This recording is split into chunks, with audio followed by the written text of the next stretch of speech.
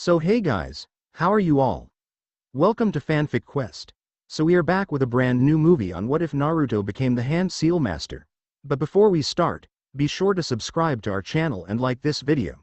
Now let's begin the story. 86, 87, 88, counted off a blonde-haired kid doing push-ups upside down as he used his legs to balance themselves against the nearby tree when he needed it. Sweat was dripping into his eyes as his fingers trembled from the weight forced only on his fingertips, and his dark blue shirt clung to his upper body from sweat. His orange jacket was discarded only feet away as his face showed his struggle to keep himself up for only a few more moments.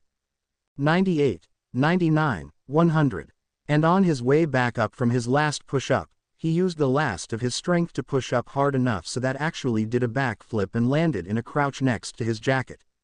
The boy picked up said jacket and mopped his sweaty face, soaking the one spot on his jacket making it a darker orange. His breath huffed a few more times before he picked up a book under his coat and flipped to the dog-eared page. Yuku Seiyuki. B-class missing nin from Waterfall. Specializes in taijutsu, ranked solid A class in execution. However, he lacks genjutsu and only scant academy-level ninjutsu. He also has moderate to high-level skill with nin tools. Refer to chart for a more detailed description. The boy, Naruto, looked down to said chart and studied it obsessively, trying to commit it to memory. He had seen dozens of these charts from the bingo book he stole from a distracted Anbu guard of the Hokages. Each one was distinctly different, with the only thing in common was the labels of nin, gen, tai, blood, and nin tools. The reason why each was so different was that it applied to each ninja individually. For instance, Yuku Seiyuki had from the center of his chart to the top of the tai portion nearly filled. However, his gen had nothing jutting out from it and one could barely see anything coming from his nin. His tool portion stopped at almost the halfway point. However, that wasn't the most fascinating chart Naruto had seen. That chart belonged to a ninja whose page Naruto looked at every day. One who Naruto wished his chart would like some days soon.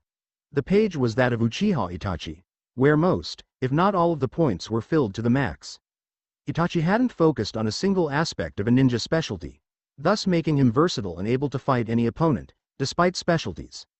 Naruto desired to be that strong, so that one day, the villagers that looked at him with disgust, would one day look up to him with admiration.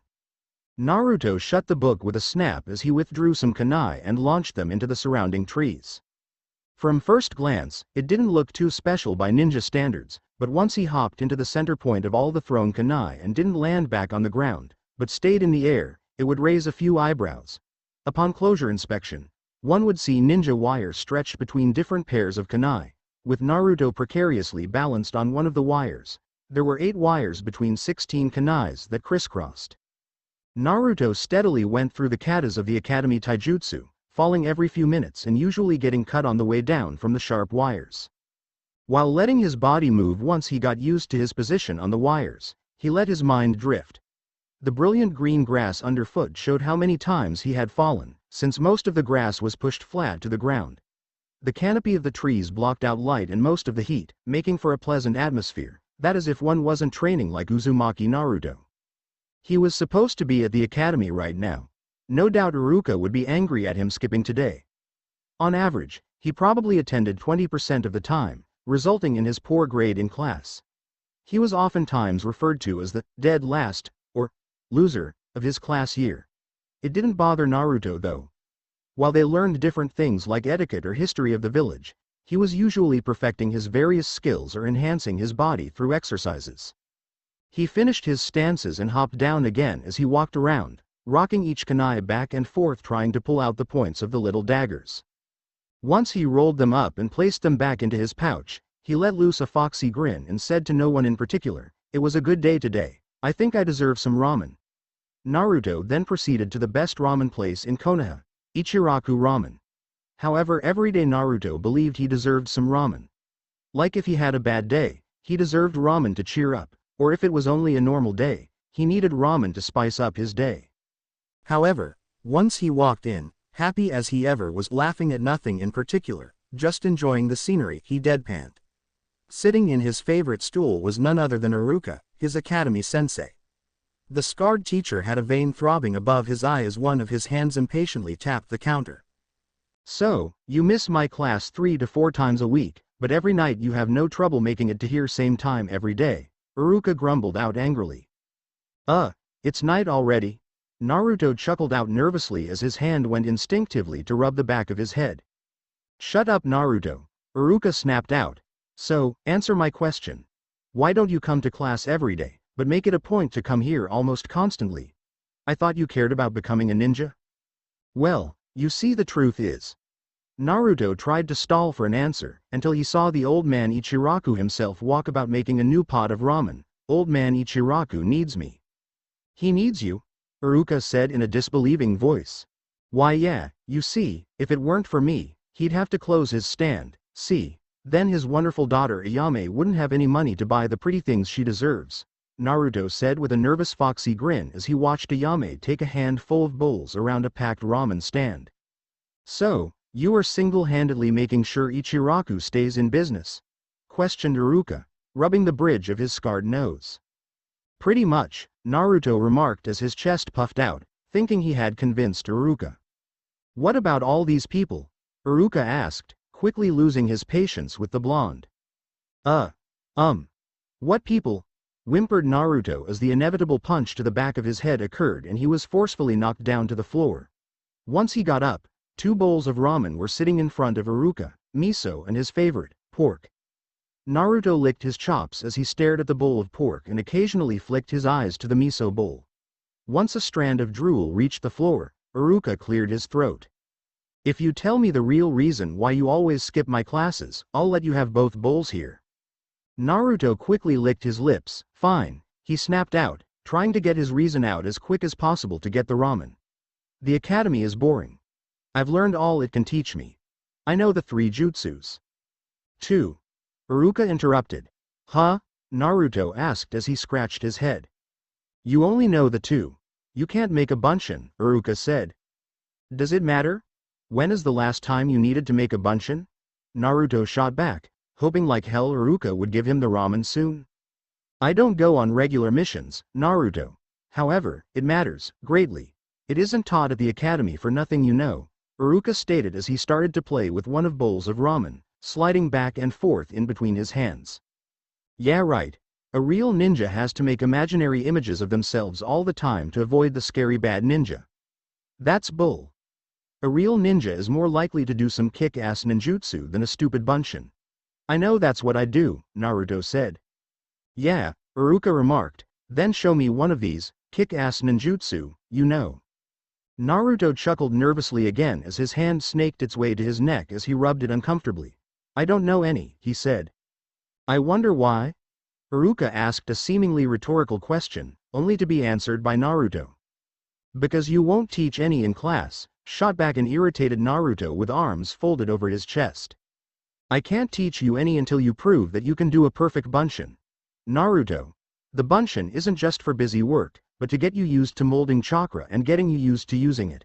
Until you can build up enough reserves through simple academy jutsu, which by the way, is very important to any shinobi.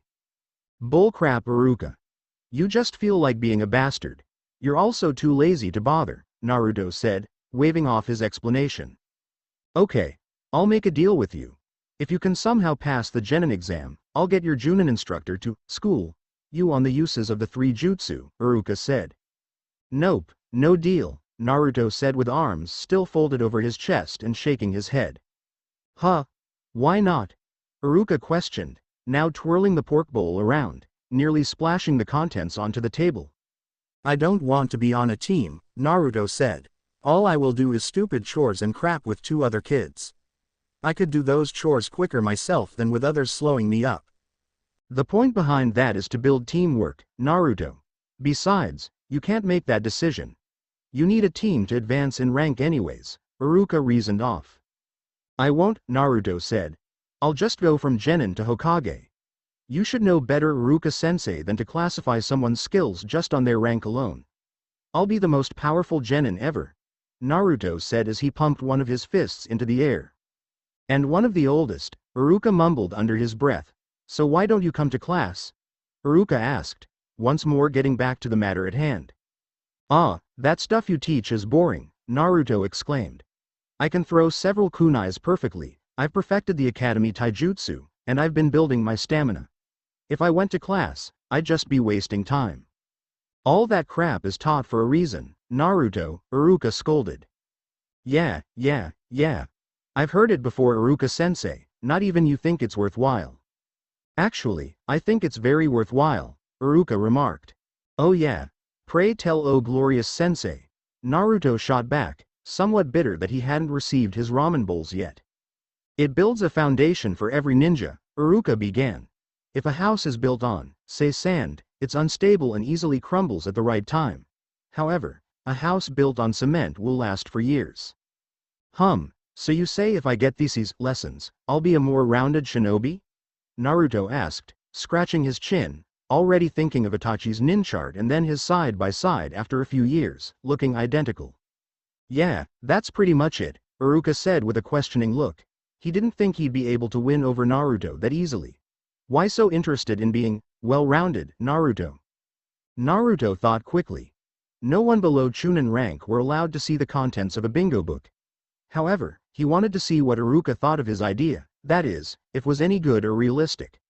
Well, when I'm not in your class or training, Naruto began his lie. I walk around the different training grounds.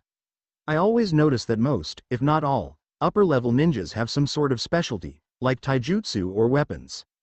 I want to be like that one guy, Uchiha Itachi, or whatever his name is, Naruto said.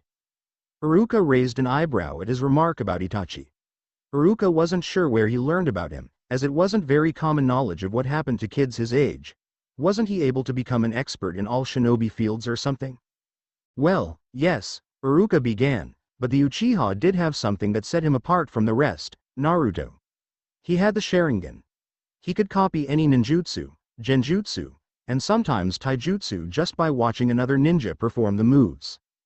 So you think I should focus on one area? Naruto asked in a guarded tone. Iruka could see himself sticking his foot in his mouth, but quickly pulled it out. No, I don't think you should, he started, but I don't think it would hurt if you had some skill you focused more on. Like what? Naruto asked. At this point both bowls of ramen were forgotten and cold, having both speakers getting caught up in the conversation.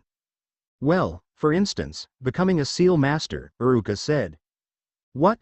Like hand seals? Naruto asked. No, Naruto, Iruka chuckled. No one could become a master of hand seals, since everyone knows hand seals, but writing seals, like the ones on explosive tags. But there are many more complex and useful ones than that. Ah, Naruto said as he scratched his head, so why can't I be a hand seal master again? Naruto asked. Iruka just huffed in indignation. Because, what is the point of becoming a hand seal master if everyone already knows the hand seals? I'll invent new ones, Naruto said simply. I'm not saying that you could, Iruka began in a restrained voice, but what would be the point of creating a new one when one of the 12 in existence would work just as good, if you knew which one to use? Well, I'll become a hand seal master to know which seal to use then, Naruto argued back. Iruka rubbed his head. Naruto, it would prove frivolous. Nothing could be achieved by becoming a hand seal master. Okay. Iruka-sensei, I'll make you a deal, Naruto started. If in 1 year I can prove that I'm on my way to becoming a hand seal master, you pass me to genin rank and help me get out of team assignments. And if it does indeed prove frivolous? Iruka asked. You'll never have to buy me another bowl of ramen again, Naruto said, to which Iruka immediately replied, deal, and shoved the 2 cold bowls of ramen towards Naruto and walking back to his apartment. Neither noticed the other's smile of victory as Iruka left. Teme, Naruto thought as he went skidding across the ground. Uchiha Sasuke wore an amused smirk as he finally landed a blow against the hyperactive ninja. The two were currently in one of their spars that they developed soon after the discussion Naruto had with Iruka. They had gotten into a fight after the first full week of Naruto attending classes. However, they both enjoyed the match, though neither admitted to it, and they both decided to fight in a pure taijutsu match at least once a week. So far, they had been fighting like that for nearly a year. Every time Sasuke won, though it wasn't a true win. Naruto was correct when he claimed that he perfected the academy taijutsu. He moved flawlessly and each move was powerful in its own right. However, Sasuke had a much more powerful taijutsu learned, though not mastered. Sasuke's was also powerful, fluid, and unbelievably fast. However, he never perfected it, only learned it to a satisfactory level. So, with both styles either mastered or adequately perfected, they usually came to a draw or having Naruto eke out a supposed win, until Sasuke started using ninjutsu. Naruto was usually resigned to using Kawarimi to dodge the balls of fire launched at him until both boys called it a day. That day, however, Naruto had enough. "Damn it, Sasuke Teme, this is supposed to be pure taijutsu," Naruto yelled. Sasuke smirked. "If you can't handle the heat," he trailed off as his red eyes leered at Naruto. Since the two boys' battles were usually intense, Naruto had helped Sasuke unlock his clan's Kekkei Genkai, the Sharingan. Naruto didn't know it, but Sasuke had put himself into Naruto's debt that day. "You're scared, aren't you, Sasuke Teme? Afraid of the Dobi, aren't you?" Naruto taunted. "Fine," Sasuke replied, "but I won't hold back anymore, so don't cry if I beat you too badly." "Ah bull, Sasuke. You know you've been trying like hell to beat me these last couple of months." Naruto's only response was a smirk from Sasuke as he beckoned him to fight. Naruto just grunted as he charged the bastard.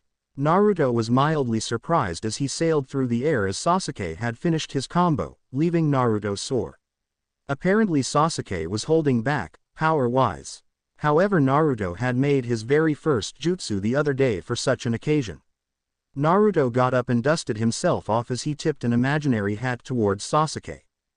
Well, Naruto remarked, "Seems you'll finally be a challenge, Teme." Sasuke just smirked, which disappeared just as fast when Naruto shot him his own smirk. Naruto's hands were in the familiar seal of Ram, when he shouted, "Wagomu Mao." What did you just call that?" Sasuke asked while trying to keep his chuckles in. Naruto just frowned and gave the same beckoning motion Sasuke gave him earlier. Sasuke shook his head one more time before charging. However, the jutsu was extremely surprising. For no matter how hard he tried, he couldn't land a punch, kick, or any other strike on Naruto. Sasuke started to get sloppy in his frustration. Naruto would bend in almost inhuman ways, like he was water or, more importantly, thinking of the name, rubber. Naruto saw Sasuke's wavering attention and began landing his own blows on Sasuke now that he somehow bent his way into Sasuke's guard. His strikes focused on Sasuke's trunk, open palms striking ribs and his stomach. They weren't overpowering hits, but enough to win Sasuke.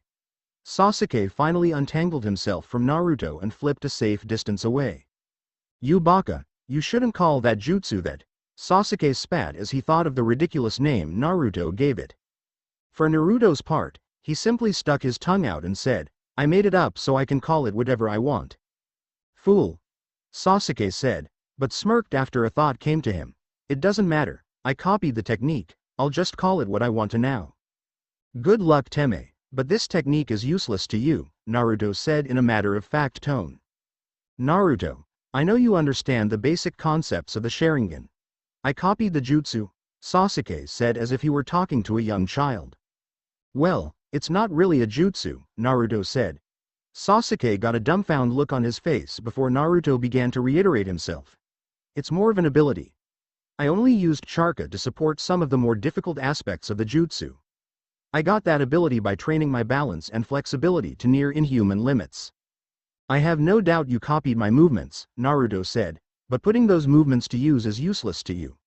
You'll just fall on your face or hurt yourself." "Wait," Naruto said as an afterthought, "do try that technique." "I could do with a laugh." Sasuke just glared. Going over the technique, he did remember the moves, but he thought the Charka manipulation could help him. However, he only copied Naruto channeling Charka, which he could do already. It didn't faze Sasuke though. He had his own trump card. Naruto saw Sasuke's newly placed smirk and smartly readied his defense of Wagomu Mao. However, it was of no help. Sasuke was now moving incredibly fast. Naruto could barely track him with his eyes and couldn't even move his body out of the way of the strikes. Sasuke was able to land 5 hits on Naruto before Naruto could even feel the first. It wasn't soon after that Naruto was panting on the ground and Sasuke stood feet away, smirking. He felt his ego was safely inflated that day and decided to call it quits. See ya, Dobi. Sasuke grinned at Naruto's slumped over, panting body as he strutted out of their forest-clearing training ground. Naruto merely held up his middle finger to Sasuke's retreating form. Iruka had found Naruto in nearly the same position a half-hour later, though to Naruto's credit, he did flip himself onto his back. Well, Naruto, it looks like you had one hell of a training session. Shut it, Iruka, Naruto grounded out. What are you doing here anyways? I haven't missed one of your little classes in months and today's the start of the weekend. Naruto was right as well. Ever since he and Iruka made the bet a year ago, Naruto had attended the classes, if only to fall asleep listening to Iruka drone on and on. He even slept through a couple of the tests, resulting in him nearly failing out of the academy. The only reason he didn't was because Naruto had to be enrolled until at least the bet was over, one way or another. For only one who is enrolled in the academy could be placed into the shinobi ranks. You've forgotten already. Great. That means I can watch you make a fool of yourself in front of the council and save my money for more important things than buying you ramen. Iruka chuckled darkly, rubbing his hands in anticipation. Naruto had finally been able to sit up, but was still confused. Iruka-sensei, what are you talking about? He asked again, mirroring his previous statement. Don't you remember our bet? Iruka asked. He watched as Naruto rested his chin on his hand as he could almost see Naruto sifting through his thoughts looking for some type of bet he made with Iruka. Nearly a half-minute later, Naruto grinned and snapped his fingers as he yelled out, "Hell yeah, I remember it. How could I forget something as important as that?" Which caused Iruka to give Naruto a dumbfounded expression as Naruto began to laugh and, the only thing that came to Iruka's mind to describe the way he was walking, march in the direction of his apartment. Where are you going, Naruto? Iruka yelled at him as he jogged to catch up to the short blonde. To my apartment. I got to get my notes. After that, you'll have no choice but to promote me to Genin, Naruto bellowed, seemingly forgetting the thrashing the Uchiha heir gave him over a half-hour ago. Naruto, I don't promote you, Iruka stated, causing Naruto to stop in his tracks. Then who will promote me? Naruto questioned. Well, the Hokage and his advisors will hear a proceeding led by you to convince them of why you should be promoted, Iruka explained in his normal teacher voice. You said that if I convinced you that you would promote me, Naruto whined. I don't have that authority, Iruka began to explain. However, I have made an appointment with the Hokage and his advisors the day after our bet, ensuring my part that you would have the chance to argue your case. Iruka-sensei, Naruto whined again, the Hokage's advisors hate me. It's not going to be fair. Nonsense, Naruto, Iruka reprimanded. He knew of the advisors' hostility to Naruto, but they haven't been forced to talk to him before. Iruka was sure Naruto could convince them. However, he decided to give the blonde a bit more confidence. No matter what, if you present an airtight case, they will have no choice but to promote you. Especially since you got the Hokage on your side. Naruto visibly brightened when hearing that. They finally arrived at Naruto's apartment and Iruka watched as Naruto shifted through his organized chaos with paper everywhere. It didn't look like Naruto was looking at the paper when he snatched it up and added it to his pile of notes. Iruka couldn't tell if Naruto was grabbing the right papers or not since Naruto snapped his concentration away from snooping. So, what will I have to do to convince them I'm genin material? He asked. Iruka pondered for a second before specking more of the obvious inquiries the Hokage's advisors might ask Naruto. Especially the ones that might trip him up. Well, I assume they'll ask about your specialization, which Naruto nodded, telling Iruka to go on. Next I assume they'll ask why you shouldn't be placed on a team, then why you should be a genin in the first place. After that, they just might ask questions along that vein to try and trip you up. Are you going to be there? Naruto asked, straightening up and looking Iruka square in the eye. I wouldn't miss it for the world, Iruka said with pride as he looked towards his, in his mind, surrogate son. Naruto smiled before it turned into his fox grin.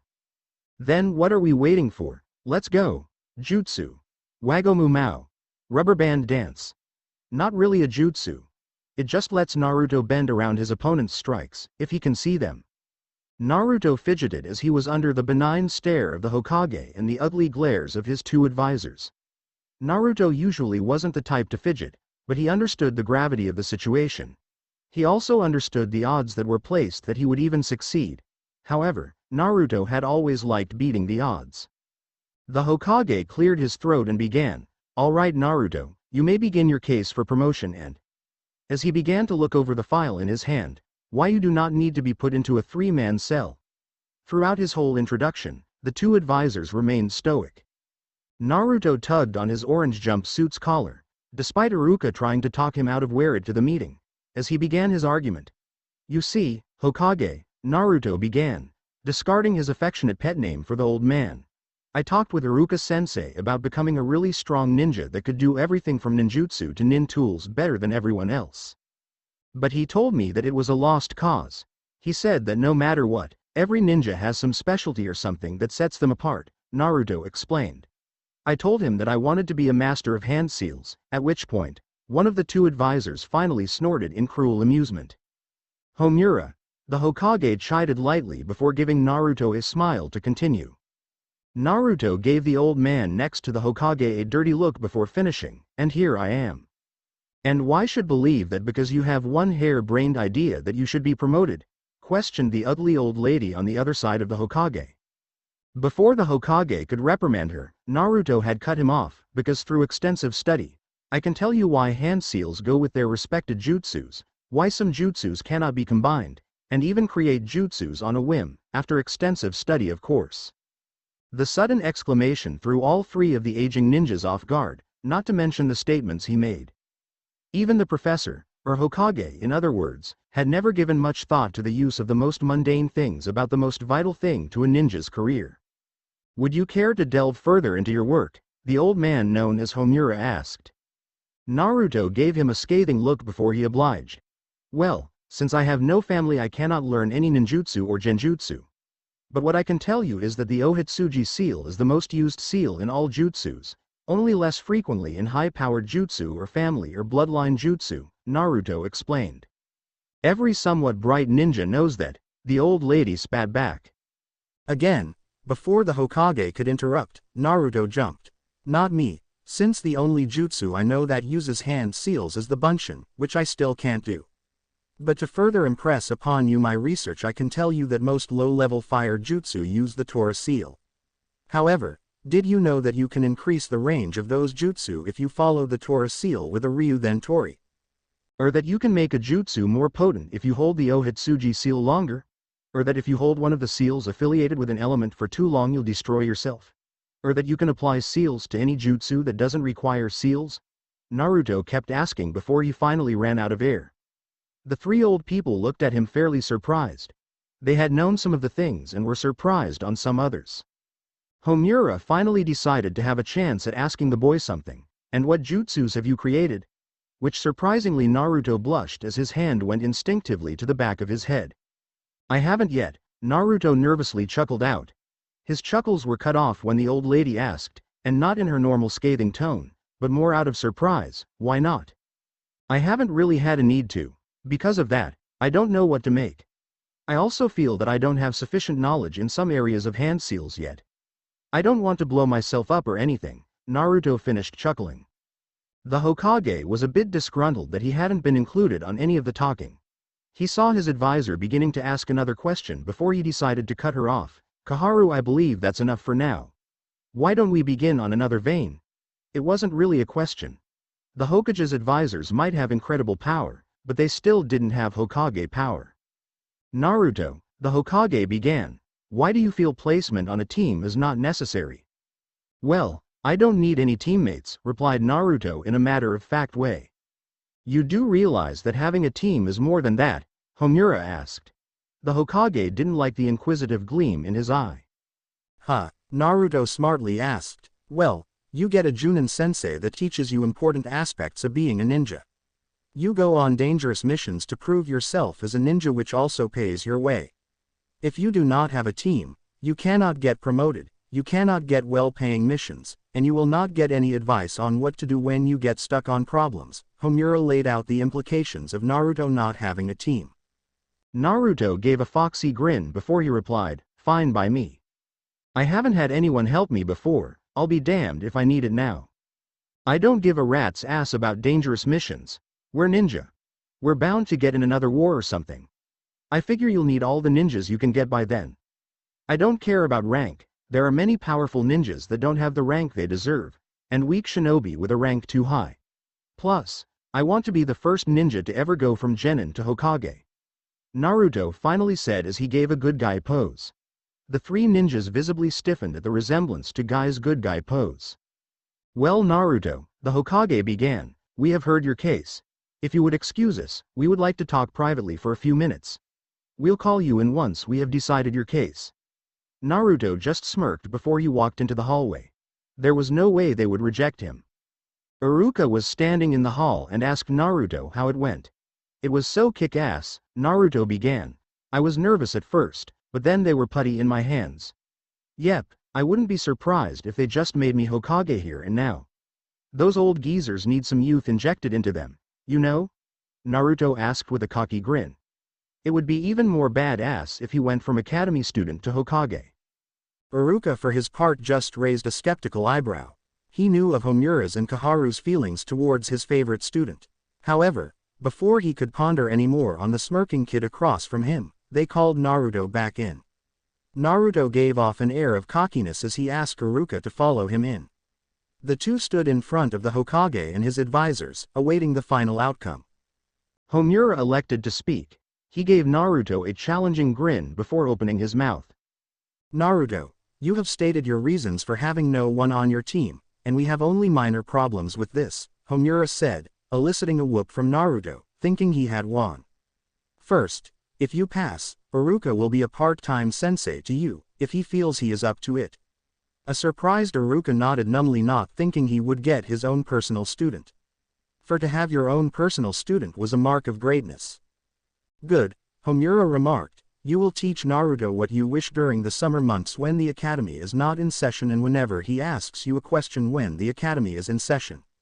However, while the academy is in session, your primary role is to the academy and Naruto second.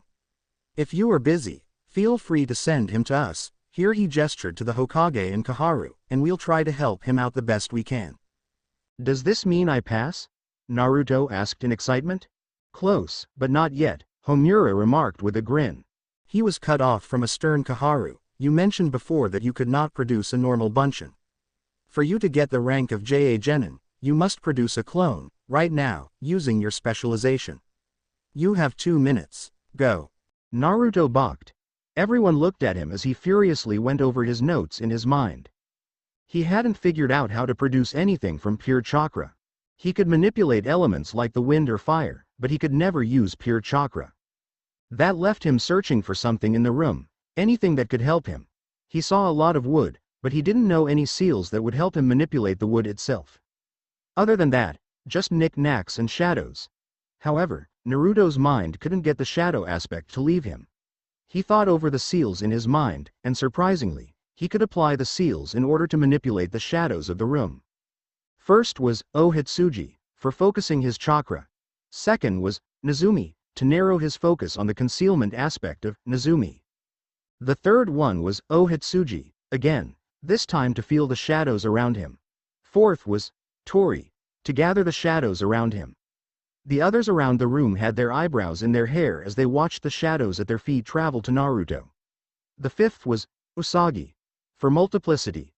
Saru was sixth to grant intelligence to his soon-to-be clones, and finally, Inu, to give them a loyalty to him and to commence the jutsu. Naruto shouted, Kage Bunshin no Jutsu, which surprised the 4 inhabitants, but not as much as they watched 4 Narutos swirl up from shadows. They looked identical to each other, except that the true Naruto was smiling while the others were glaring around the room in a serious manner. Homura clapped, but he was the only one who did. Naruto cancelled the technique as the 4 clones vanished into nothingness. The Hokage smiled and he reached into his robes as he pulled out a Hite-8 attached to a red cloth instead of the standard blue. Naruto gave an inquisitive look to the weird-looking cloth, before asking, I thought the Hite-8 was supposed to be blue? Well, Homura began, because of your unique promotion, we felt that you needed something to commemorate it. The Hokage gave Homura a dark look before the advisor continued. You are technically ranked higher than a Genin, but less than a Chunin. That means you have access to the Jutsu library, but no access to C rank or higher missions. You are also not allowed to guard the gates or go on patrols, which pay quite well. Naruto just shrugged. He didn't care about money or any of that. He was now higher ranked than a genin. That was good enough to him. The meeting finally ended as Naruto securely put his new Hite 8 upon his head. Homura surprisingly congratulated Naruto. The Hokage had asked Naruto to stay after everyone had left. Naruto had assured that he would meet Iruka at Ichiraku's later that night. The first thing the Hokage did was pat Naruto on the head and smiled affectionately at him. Naruto mock-pouted saying, "Damn old man always messing with my hair," which caused the Hokage to let loose a rumbling laugh. After some small talk, which mainly consisted of Naruto going on about his greatness, they had gotten down to business. Naruto, first things first, congratulations again, at which Naruto's chest had puffed out for having so much praise heaped on him. However, there is something I want to show you, at which point, the Hokage left for a couple of minutes until he came back with a large scroll. He placed it on his desk and unrolled it only far enough to display the first jutsu. "This, Naruto, is the Forbidden Scroll," the Hokage said as he watched Naruto's eyes bulge with excitement. "I want you to look at this first jutsu here." Naruto didn't get past the title before he remarked, "Hey, that's my jutsu," Naruto pouted. The Hokage laughed again before remarking, "They just have the same name. Go ahead, read more." As Naruto did, his eyes widened with the complexity of the jutsu. He looked over the hand seals, which seemed simple as he committed them to his memory, but he continued to read. The name of the jutsu was misleading, Naruto thought. The bunshins were made purely from chakra, something that Naruto still couldn't quite figure out how to do. He continued to read more of the scroll, mainly on the uses of the cage bunshin. Apparently the cage bunshin added extra fighters to the fray, to learning whatever jutsu, technique or information in incredible time, to intelligence gathering. A master of this jutsu could also raise an army on a whim to combat even the biggest of villages, if they had the chakra for it, of course. Once he finished, Naruto said, "That jutsu is pure genius. I would take me years to come up with something like that." The Sandaime just nodded his head with understanding. It's a relatively easy jutsu to learn, but the amount of chakra needed to perform it is massive. Most shinobi would kill themselves or severely tax their chakra just to get a couple clones. Naruto nodded his head in understanding. "However, you could easily use this jutsu without tiring. I hope you use it wisely." Naruto just gave a nod. He wasn't surprised he was caught memorizing the seals. And he would use this jutsu. The bunshin he created earlier took a lot of chakra and weren't nearly as useful. "I also wanted to talk to you about Homura," the Hokage said. "He has shown an unhealthy amount of interest in you. I suggest you be wary around him. Don't worry about me, Oji-san. I know he's a weird guy, but I won't look a gift horse in the mouth. If he wants to give me some leeway, I'll take it. But I will never take so much to be in his debt." The Sandaime nodded and excused Naruto, all the while thinking of the peculiar ability he had to actually manipulate shadows. Iruka was done hearing the regaling tale of how Naruto beat the Hokage and his advisors into his submission and promoting him to a newly made rank. Ayame, the pretty waitress at Ichiraku's, just nodded politely along. Iruka quickly told Naruto to meet him at the training ground 18 tomorrow for his first one-on-one instruction and promptly left. Naruto nodded as Iruka left. Naruto didn't plan on leaving for a long time. Today was a cause to celebrate. The next day Naruto was thinking over the previous day as he sat at the training ground he was supposed to meet Iruka at.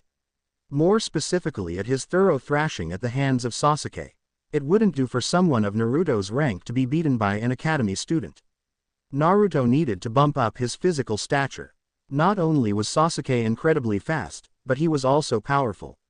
He was disrupted from his thoughts when Iruka came around, grumbling about loud Inuzukas and lazy Naras. "Alright," Iruka began, "I'm going to teach you chakra control. You must walk up this tree," he said, patting the tree he was standing next to before he himself began walking up the tree. "You must channel chakra to the bottom of your feet to stick to the tree. Too much chakra and it'll make you explode off the tree. Too little, and you might as well not even try channeling it to your feet as nothing will happen." "Why do I got to do this, Iruka-sensei?" Naruto whined. "Well, if you get this down, you waste less chakra. Also, you can learn how to do other things with your chakra." Naruto just sadly nodded as he began half-heartedly. And if you get this within 2 days, I'll buy you a bowl of ramen, for a week. This got Naruto moving. However, Naruto couldn't get any real progress during the first half of the day. Naruto remembered the jutsu the Sandaime showed him yesterday. He tried the jutsu a few times, getting it on his 5th. 5 Narutos began trying to climb the tree as the real one sat down next to a surprised Iruka, who was informed earlier about Naruto's new jutsu from the Sandaime. Naruto then asked, "How do you make chakra do things without manipulating other things?" Iruka was a little dumbfounded by the awkwardly worded question.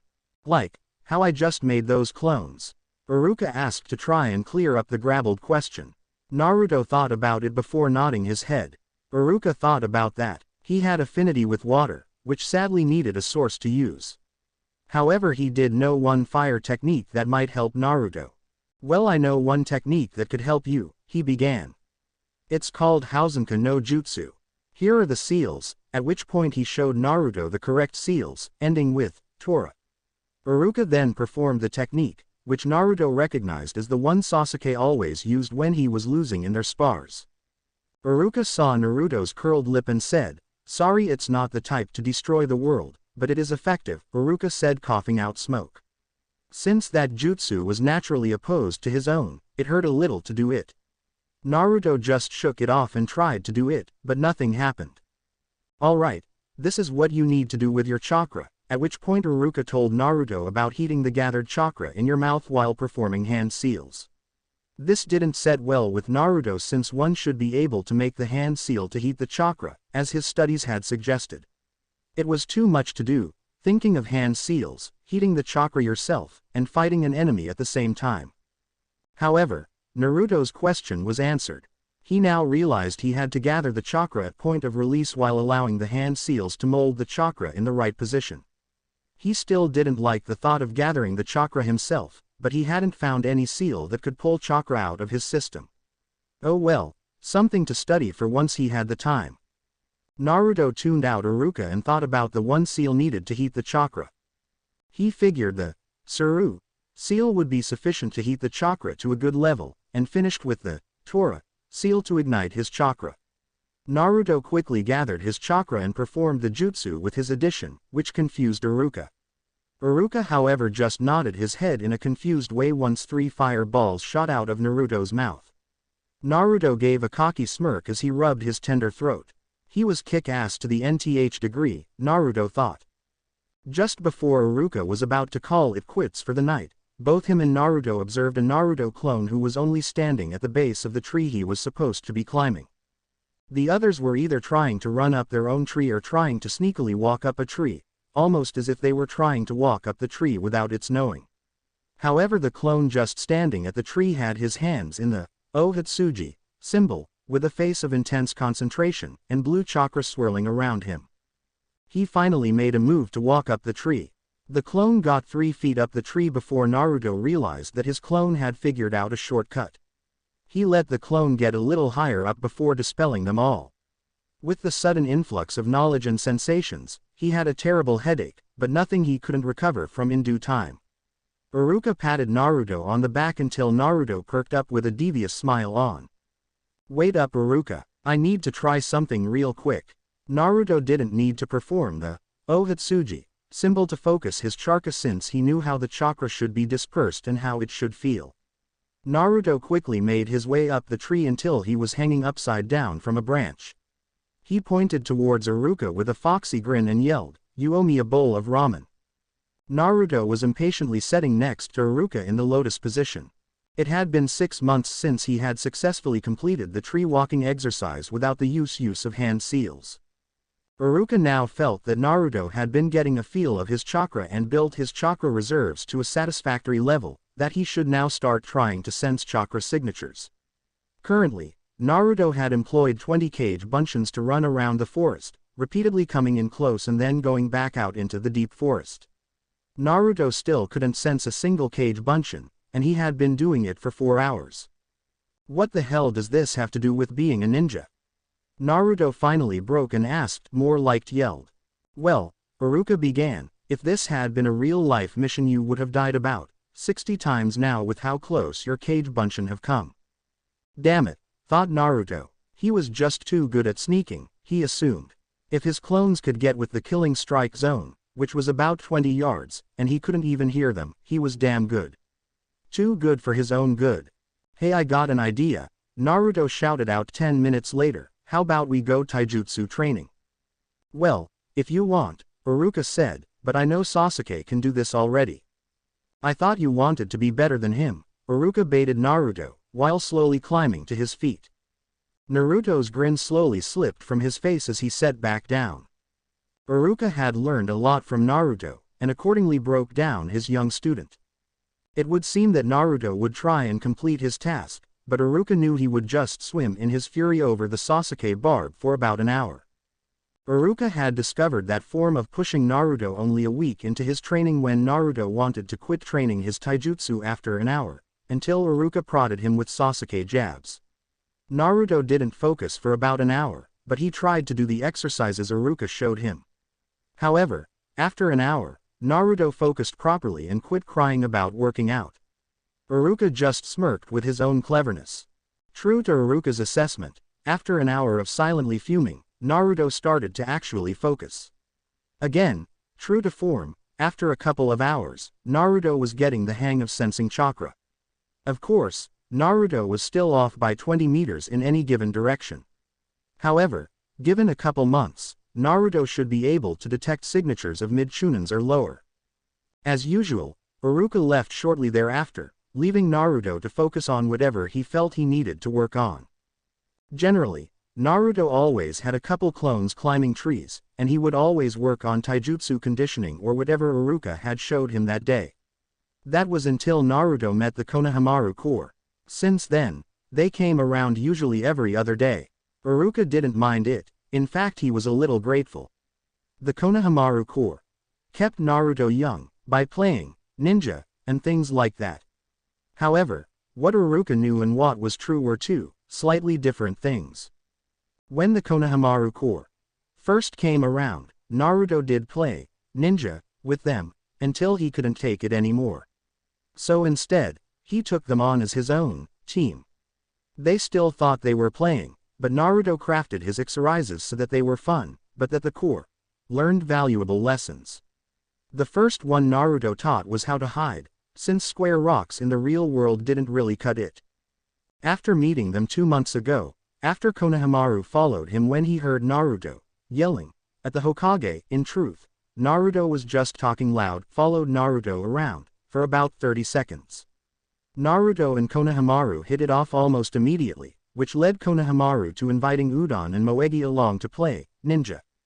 Their lessons after a month had paid off so far, since Naruto was walking around his training ground, trying to think of something to do, when a normal-looking rock exploded with gusto, and an accompanying shout of "danger" rang out. Once the smoke cleared, the Konohamaru Corps searched for their leader, and only finding him standing above them, upside down on a tree branch, breathing heavily and clutching his chest, with a little bit of a damp spot on the front of his pants. Nato, once he gathered his wits, didn't know how to feel. 1. He was proud that his students were able to hide so efficiently, but he also was scared by a group of 5-year-olds. Also, if he had gotten the hang of the chakra sensing, he would have known they were there. Oh well, might as well and play it off. Great job you guys. Naruto beamed as he landed behind the 3 kids, ruffling Udon's and Konohamaru's hair. Yeah, we really got boss. Udon sniffled out. I know, we even made him piss himself. Konohamaru squealed, only to be interrupted by Naruto. No you didn't, it's a sweat stain, I swear, Naruto told them while holding up his hands. Konohamaru however, bent down towards it, and gave a quick sniff, before Naruto could hit him on the head for invading his bubble. What's your malfunction? Naruto screeched out. No one should get so close to Chibi Naruto. Sure stinks like piss, Konohamaru remarked to the other 2. Naruto just grumbled for a couple of seconds before he reined in his wayward students. Alright, you guys obviously got concealment down, Naruto began. Now we'll start today by making traps, he finished with faux trepidation. The rest of the day worked along those lines. Naruto showed them how to make all kinds of different traps, ranging from funny traps to lethal traps. Towards the end of the day, Naruto left his charges to practicing making their own traps. After a couple days had passed, and each of his 3 students got better at making their traps, Naruto made them apply his trap-making methods with his hiding methods, which sounded simple enough, but the Konohamaru Corps soon found out that combining the two were very difficult. Naruto was about as frustrated as his students. He still wasn't getting better at sensing chakra signatures. He hadn't seen Iruka since he first showed Naruto the method of sensing chakra. On any given day, Naruto had 20 clones roaming the forests while another 20 focused on sensing. The real Naruto had bored of that exercise days ago, and worked mostly on his conditioning. Naruto was intent on surpassing Sasuke in both conditioning and taijutsu. Actually, Naruto was being taught a new taijutsu form, one unique to Iruka. The Heieiken was Iruka's personal style. Naruto thought it really wasn't a style, but more of a discipline. The philosophy was that the fighter must recognize and interpret the slightest movement of their opponent's body, so that they counterattack before their opponent can even strike. It didn't involve moving at incredible speeds or hitting with the force of a runaway elephant, but to simply react to their opponent's aggression. It was easy enough, in theory, but Naruto knew it would be literal years before he truly mastered this special technique. It didn't matter though. Iruka had said his progress was extraordinary. He would be able to handle anyone within the genin ranks, maybe even Chunin. However, while Naruto was pondering things, namely himself, he didn't realize how his next 2 years would change his life forever. Pong! Came the fast and furious slashing of Naruto and Iruka. After 2 years of training, this was probably Naruto's favorite training exercise. In fact, there was nothing ninja-like about their current activity, even though it was part of Naruto's taijutsu training. How could the fun game of ping-pong be a training exercise? Iruka had explained to Naruto that part of his taijutsu was to react to his opponent's flinches and body movements to react reflexively, and what better way to do that than playing ping-pong with an already established Chunin ninja. If anyone would have spied the two playing, all they would see was a little white blur going back and forth in a pile of decrepit white balls that reached knee level. Their game was interrupted when a messenger bird landed on Iruka's shoulder. Iruka put his paddle on the table with the ball underneath it, as he pulled the note from the bird. He read it in a few moments, and had, what Naruto thought, was a stumped look on his face. "What's up, Iruka-sensei? I was just getting ready to kick your ass, again," came Naruto's yelling boast. It was most likely true as well. For the past half-year, Iruka was having trouble keeping up with his protege. Perhaps Iruka needed to start training himself one of these days. It says here that your presence is required by the Hokage. He wants to put you on a team just long enough to get this team to the Chunin exams in a week. Apparently, one of their members has suffered an injury that will stop him from competing in the Chunin exams, but the other 2 teammates want to take the exams without him, Iruka said, letting Naruto in on the details concerning him. Well, they don't sound like very good teammates if they can't wait another 6 months for the next one, Naruto replied. Iruka had to silently agree. Iruka was amazed at Naruto's concept at teamwork too. Since they began training, Iruka had always subtly explained why teamwork was important, and Naruto in turn, training the Konohamaru Corps, had only reiterated that fact. It doesn't matter, this is a mandatory mission for you. You must take it on the Hokage's orders, Iruka said with a stern expression. However, on the inside, he felt sad, thinking that Naruto might like his Podiental teams, and Jonin-sensei more than him, leaving him to teach only academy students. Naruto had done a lot for Iruka even if he didn't realize or mean to. For the past couple months, Iruka had seriously contemplated training and taking the Jonin exams and becoming Naruto's tutor on an official basis. Bah! They sound like losers. Probably won't get past the first test. Looks like I'll be back here in a week and a half, Iruka-sensei. And Naruto trotted off towards the Hokage Tower, not knowing the anguish he put Iruka through. Iruka knew Naruto would be made Chunin through this exam. There was no doubt in his mind, and he wouldn't be able to teach him anymore. He also knew that his teammates were far from losers, as Naruto put it. After all, the famous Team 7 of Konoha led by Sharingan no Kakashi with Uchiha Sasuke and Haruno Sakura already had their names whispered amongst the villagers as potentially being the second coming of the legendary Sannin, if only they could find another member to complete the triangle.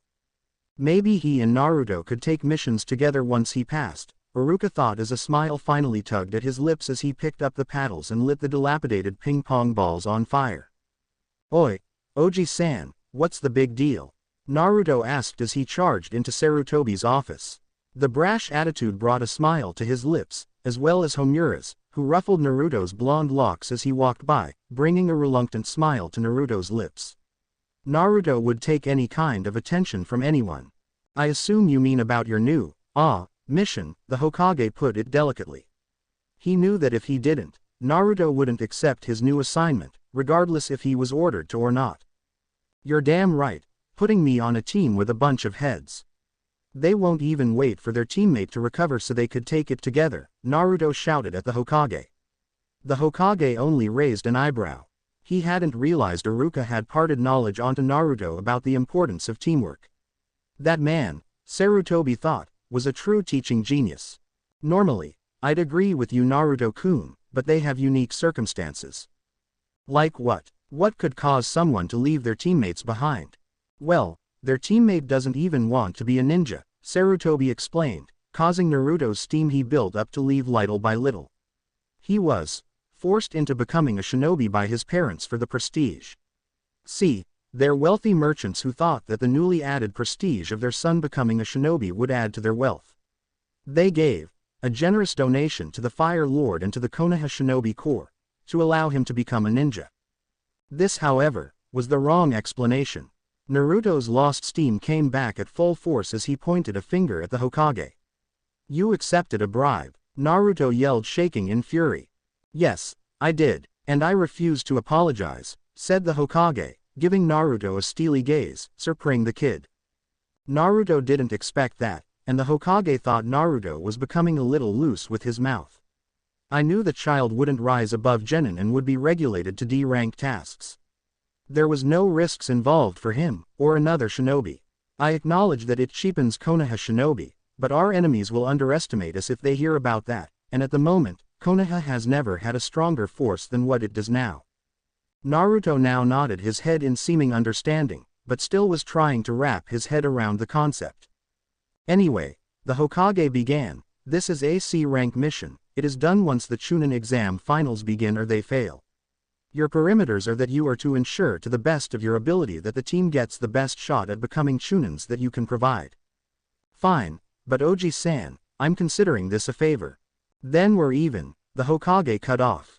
At seeing Naruto's questioning gaze, "Remember, I allowed the meeting to voice your arguments for becoming a JA Genin. Your team will meet you tomorrow at Training Field 7, for an evaluation of your skills and so you can see what your teammates are capable of. Meet them at noon." Not a moment later, Naruto slumped out of the office with a quivering lip. He couldn't even get a favor out of the Hokage. However, his smile brightened as he had an awesome idea for a little prank, and the Konohamaru Corps was needed. 4 irate children sat along the bench to the designated training grounds that Naruto was supposed to meet Team 7. The problem was, everyone from Team 7 was 4 hours late. Konohamaru was grabbing his crotch because for the past 3 hours he had to go to the bathroom, but was afraid to leave in case the errant Team 7 showed up. Moegi was ripping grass out of the ground at a furious pace as it was the only thing that she could find to take her fury out on. Udon. Well, Udon fell asleep after 10 minutes of waiting, so he wasn't missing much. After another 15 minutes, Team Naruto finally saw 4 silhouettes coming up from a hill. One was definitely taller than the others and seemed to be reading a book as he walked. A shorter figure walking next to the tall figure seemed to walk with a type swagger that one could only achieve with a lot of confidence. The other figure next to the tall figure was that of a definite girl, or a very, very effeminate girl. The final figure hobbled next to the girl with a crutch under his arm. Once they finally approached, and Naruto could make out the details of the team approaching him. The tall figure had spiky gray hair. The kid with the swagger was the prig Uchiha, and the girl was the beautiful Sakura. Naruto didn't recognize the boy next to Sakura, only that he would occasionally moan out, "Oh Haku-chan," over and over. Finally, Sakura had enough and hit him on the head. You say, how many times do we have to tell you that Haku was a boy? Sakura asked exasperated. Their Jonin-sensei sweat dropped at the impression his student had imparted on his podiental replacement. Oh Haku-chan, when shall we meet again? The surprisingly deep-voiced boy asked. It was surprising because his features were surprising effeminate.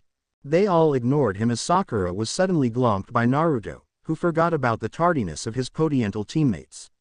Sakura-chan, you even more pretty than I had imagined, Naruto said as he began kissing her hand. Sakura promptly inserted her fist on top of his head, driving Naruto into the dirt. That's boss all right, Konohamaru remarked, he has a certain way with the ladies.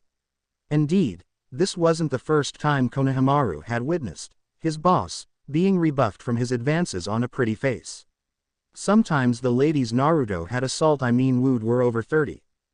Ahem, came the clearing of the spiky-haired Jonin's voice, but I believe you asked us here for a reason, the cycloptic Jonin stated. The members of Team 7 looked at where Sakura had planted Naruto, only not to find him there.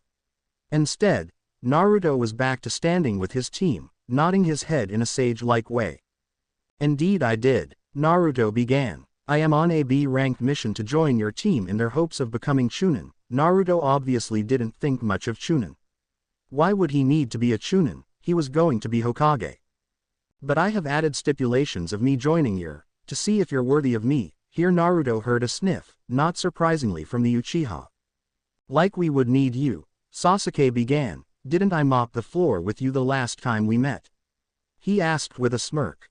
Don't you owe me big for those pretty little eyes of yours?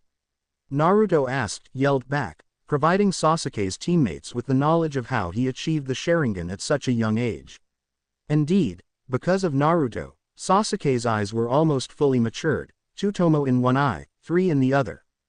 What an intense fight that must have been to bring out the Sharingan. Kakashi mused listening to the two kids verbally assault each other. What are your conditions? Kakashi asked, breaking up the fight, at least temporarily. Naruto went back into his sage mode, as he began detailing his idea. First, I have in this forest put a scroll for a practice retrieval mission. The team who gets the scroll first, wins. Nods of understanding went around the group. The winner gets special stipulations. If you guys win, you get me, doing whatever you need me to do to win the Chunin exams. Isn't that what the Hokage's mission to you was anyway? Kakashi asked. Nope, Gigi just asked me to be on your team, he never said I couldn't make your guys' lives hell, Naruto quipped back. Kakashi just raised an eyebrow. Fair enough. What do you get if you win? 2 things, Naruto said before being interrupted by Sakura. Why do you get 2 things, Baka? I'm doing this with academy students, and we don't have a Jonin on our team, Naruto said, a little disheartened. Sakura couldn't recognize that. But, they didn't need to know that Naruto was easily Chunin level, and Konohamaru, Udon, and Moegi were easily Genin level. If we win, Naruto began, I get to be team leader. Sasuke snarled and Sakura huffed. They didn't like the fact that some kid who didn't even have a team or even knew them would lead them. Secondly, Naruto began with a blush and a goofy smile, Sakura has to go on a date with me. Sakura's tirade was cut short by a deal coming from Kakashi. Gee good, Naruto stuttered. One more rule. I won't engage you guys if he, here Naruto gestured at Kakashi, if he doesn't engage them, here Naruto gestured at his team. Okay, I don't really care about the outcome, Kakashi said as he turned another page in his book. The week before the Chunin exams passed by faster than what Naruto had hoped. He was excited to see how he compared to other Genins, but afraid his awesomeness would shine through and that he would get promoted to Chunin. How would he be remembered as a Hokage if he didn't go straight from Genin to Hokage? Question mark. All the other Hokages had something they were remembered by, Naruto knew. He might not be a history scholar, but he was obsessed with all things Hokage. For instance, not only was the Shadaime remembered for founding Konohagakure, but also his unique uses of Mokuden jutsus. That was 2 things he was remembered for. Naruto swore he would be remembered for at least 3 things, being a hand seal master, going straight from Genin to Hokage, and something else. He didn't know what, but by God it was going to be awesome. Naruto was currently walking his two temporary teammates to the first stage of the Chunin exams. They always looked confused when he mentioned these stages, but Naruto didn't pay them any mind. If they never showed the initiative to learn about these exams, then he wasn't going to coddle them. Naruto wasn't getting weird looks from Sasuke and Sakura for that reason. No, Sakura had told Sasuke about their date, at which whenever Sakura saw Naruto she couldn't help but chuckle at him. Not giggle in an excited girly way, but chuckle, guffaw at Naruto. Well, not at him, more like behind his back. She didn't try to be mean about it, but it was just so funny. Flashback. Yeah, that just happened. Sakura was quite surprised with Naruto's date so far. She had expected him to take her to his favorite ramen place, and to slurp up noodles at an alarming rate and make her want to puke. Instead, he took her to a nice place in one of Konoha's various parks where they were able to watch the sunset play across a slow-moving river yards away and have a picnic catered by Ichiraku's. Naruto chatted about the things he knew, himself and ramen, but didn't come off in an arrogant way. Sakura noticed how he was able to laugh at himself as much as anyone else and genuinely seemed to enjoy her company. Sakura in turn told her about her teammates. Sasuke was a lone wolf, never training with her or the other guy, but you could count on him in a mission to watch your back. She told him about their mission to Nami no Kuni, where they encountered Zabuza and Haku. Oh, how Naruto wished he could have fought in that battle. And how her third teammate got a crush on the androgynous Haku, though he definitely was a boy. Sakura actually giggled when Naruto started to dry heave when she mentioned that tidbit. However, when the night started to wind down, Naruto made his mistake. "So you ready to make a baby?"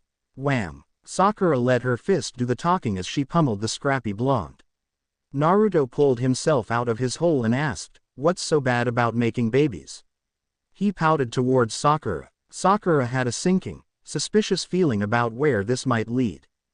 "Naruto, what do you know about making babies?" she inquired. Naruto instantly perked up and responded, "Oh, the lady at the orphanage told me. You see, a boy and a girl go to the playground, find some clay, shape it into a baby.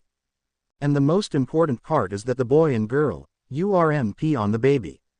Then the daddy eats the baby and when he poops it out, bam.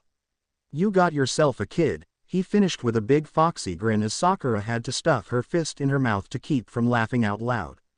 Her ribs and stomach hurt already from the potential guffaws waiting to be released as tears poured from her eyes. She dragged Naruto to her house so that she could get her mom to give Naruto the birds and the bees talk. Naruto stared with a pale, sweaty face as he looked at horror upon the bigger version of Sakura in an apron. If it were any other time, Naruto would have perved out, but that time was dead and gone. The Haruno matron was weary at first about the demon asking to make babies with her little girl, until she heard his version of things. She also had to stuff a fist in her mouth to keeping from guffawing at the young teen. After a few minutes she took pity upon the boy and explained to him how babies are really made, which left Naruto in his uncharacteristically quiet mood.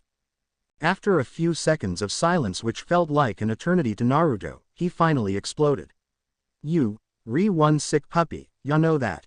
You are demented and have scarred me for the rest of my life.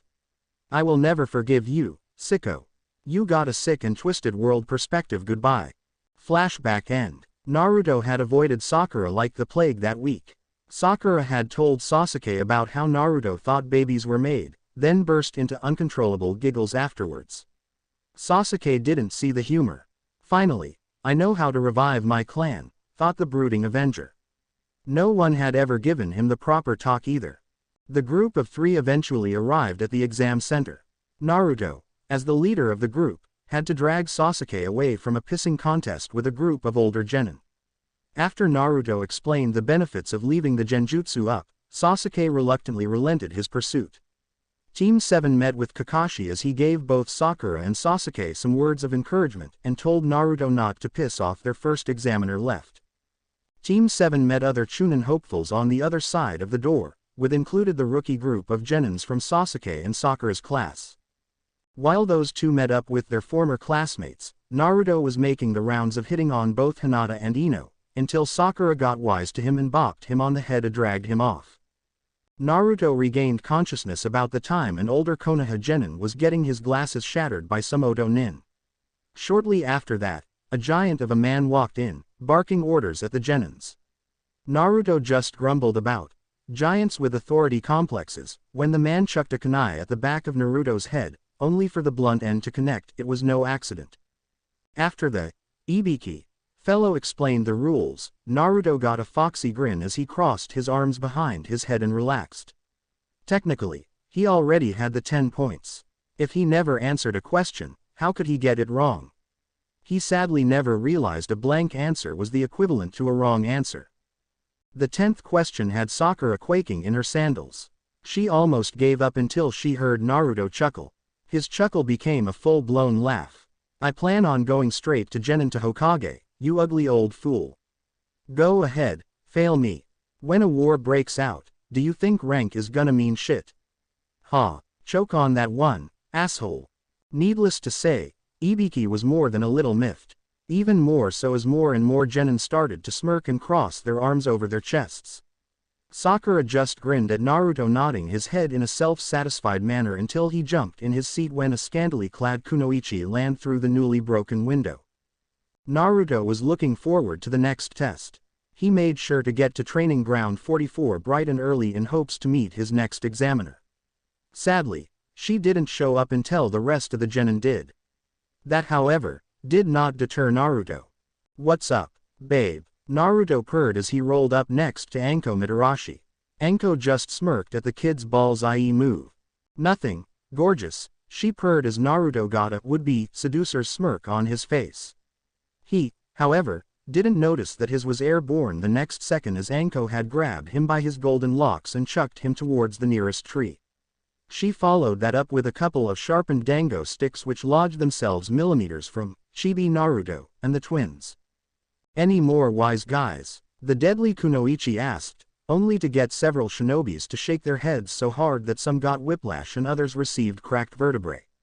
Sadly, their teams had to leave as Anko explained the deadly rules to the second stage of the Chunin exams. Omake, because I can. Sasuke stared at his creations. 3 clay babies were nestled in the sand.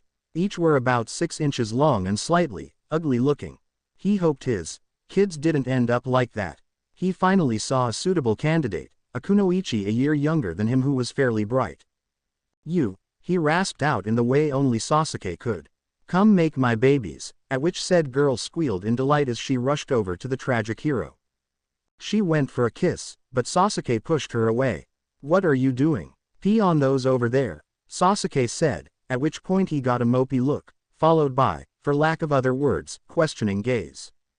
Well, do mind giving me some privacy? The aspiring kunoichi asked. Sasuke nodded and left not before leaving one bit advice. Make sure you drip dry. I don't know how much pee is needed, but I want it all on those clay babies. Sasuke made his way back 5 minutes later to see the academy student pulling her pants up. She blushed at her indecency, but Sasuke only shooed her away. It was, after all, time to add his own ingredient. Sasuke finished the deed, and as he held up the soaking, smelling clay baby and said, why should I just get my revenge alone when a fully formed Uchiha clan can back me? He smirked as he choked the 3 vile concoctions down. Team 7 never knew why Sasuke was in the hospital for 3 days afterwards. His conception of the Uchiha clan commenced. As soon as the second part of the exam started, Sakura noticed a big difference in Naruto. He was no longer goofy and carefree, but took on the persona of a battle-hardened tactician. He barked out orders that she unconsciously responded to immediately. Before, when she looked upon Naruto, she saw a goofy kid, decked out in the most ridiculous shinobi attire who liked to play ninja with kids years younger than himself. Now, he was something altogether different. She noticed how Sasuke seemed to struggle accepting Naruto's barking commands. Surprisingly, he still followed through with his assignments. After a full-out run for over an hour left Sakura thoroughly winded. Sasuke was gasping in lungfuls of air as well as Naruto only wiped a drop of sweat from his brow. Naruto had decided to let them have a 5-minute rest before they continued. Their rest was interrupted when Sasuke spoke. Hey Dobi, What's th? He was cut off abruptly. Mind your manners, boy, Naruto growled out as he had pinned Sasuke to a tree with a hand strangling Sasuke's throat. Respect your betters. I earned the leader spot on this team and you will respect it, and me. Naruto finished by throwing Sasuke over his shoulder, who landed in a heap. Naruto-senpai, just what is the plan? Sakura decided to ask, making sure to use the correct honorific. However, she too was curious as to their plan of attack in this exam. You don't have to worry about calling me senpai, Sakura, Naruto said with a benign smirk, only that idiot, here he gestured at Sasuke rubbing a tender neck, he needs to learn to respect his betters. That king of insubordination could get him killed from a Jonin or Anbu team leader, no questions asked. The last part was said while Naruto looked directly at Sasuke. Anyways, our plan of attack is simple, Naruto started, we get to the tower as fast as possible, then ambush or attack any team that comes our way. Sakura paled at that, there were well over 100 people in this portion of the exam. Sasuke smirked, he knew that he would have a chance to test his power, or more likely his endurance. After all, he would need both to fight and kill Itachi. Don't worry, Naruto reassured Sakura, we'll only fight the teams that had to fight other teams, so they'll already be tired. Plus, this isn't the forest of death for nothing, it'll weed out the cannon fodder. Besides, I got a trump card, Naruto said as he formed a cross seal and shouted, Kage Bunshin no Jutsu. And a mass of Narutos went leaping through the forest. What was that for, senpai? Sasuke asked. Naruto smirked as he replied, they'll find as many teams as they can, defeat them and burn their scrolls. What about other Konoha genins? And why burn the scrolls, what if we need them?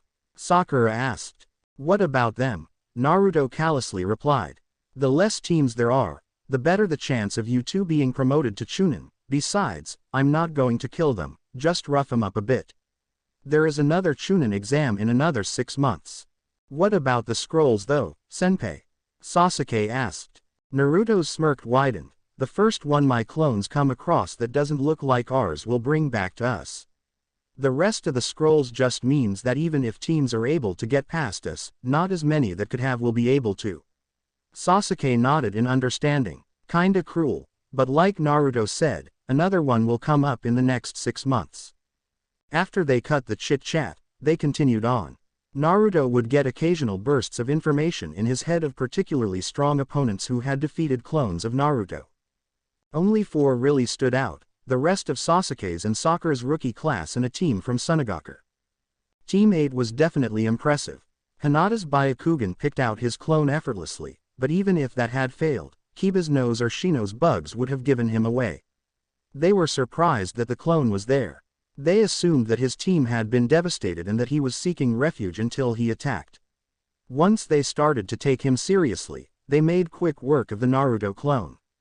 Naruto gave a happy smirk when he noticed their confused gazes as he, poofed, into nothing. Team 10 was a different story altogether. Naruto severely doubted they would make it to the finals, let alone out there alive. Ino had no need to train and was belly aching loudly about nature. Choji just munched on a bag of chips as Shikamaru stared up at the clouds. The Naruto clone went full out against them, hoping to put them out of their misery quickly, but when the clone was about to deliver the killing blow knockout punch, he tripped on a root and landed on an outstretched, quivering fearfully fist belonging to Choji. Naruto didn't know what was more pitiful, their team or the way his clone got dispelled. The team from Suna, Naruto had no idea what happened. All he remembered was landing in a clearing in front of them, then darkness.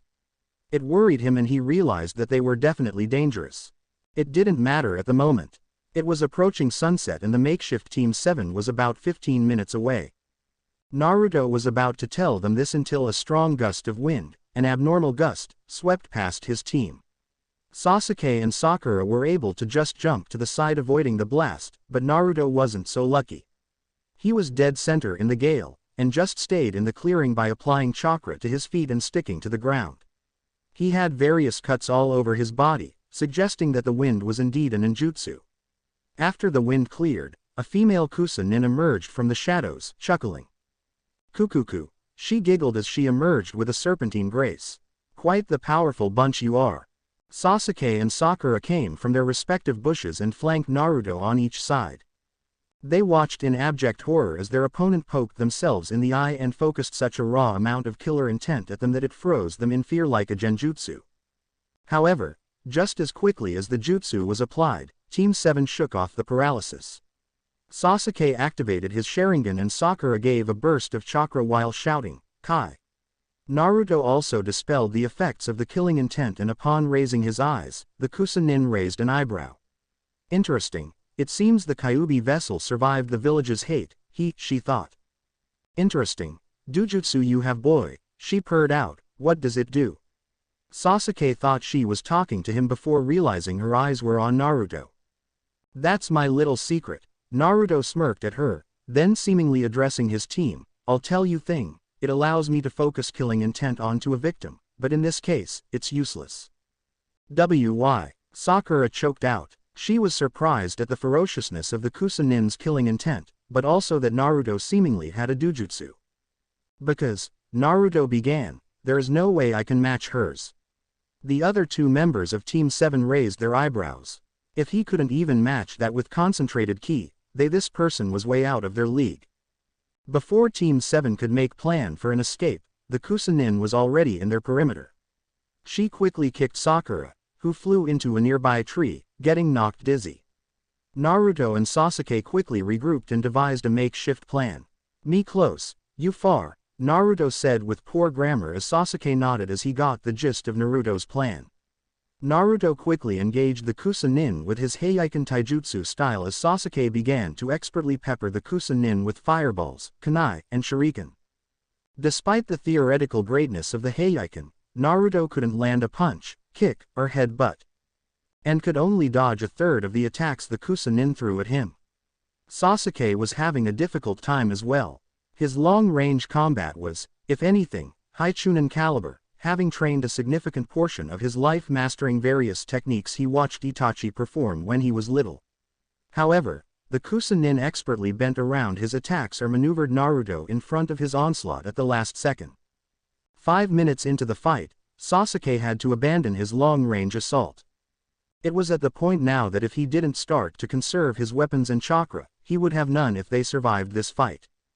Instead, Sasuke began to engage the Kusanin in taijutsu as well. It was a risky move, as only well-established teammates would be able to coordinate their moves to maximize the attack. Instead of coordinating, Naruto fell back a little to look for an opening as Sasuke engaged in his own taijutsu.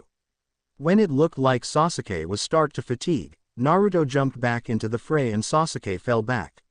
They did this a couple times, enough so that with his Sharingan, Sasuke could interpret Naruto's taijutsu well enough to stay out of his way and actually press their double team.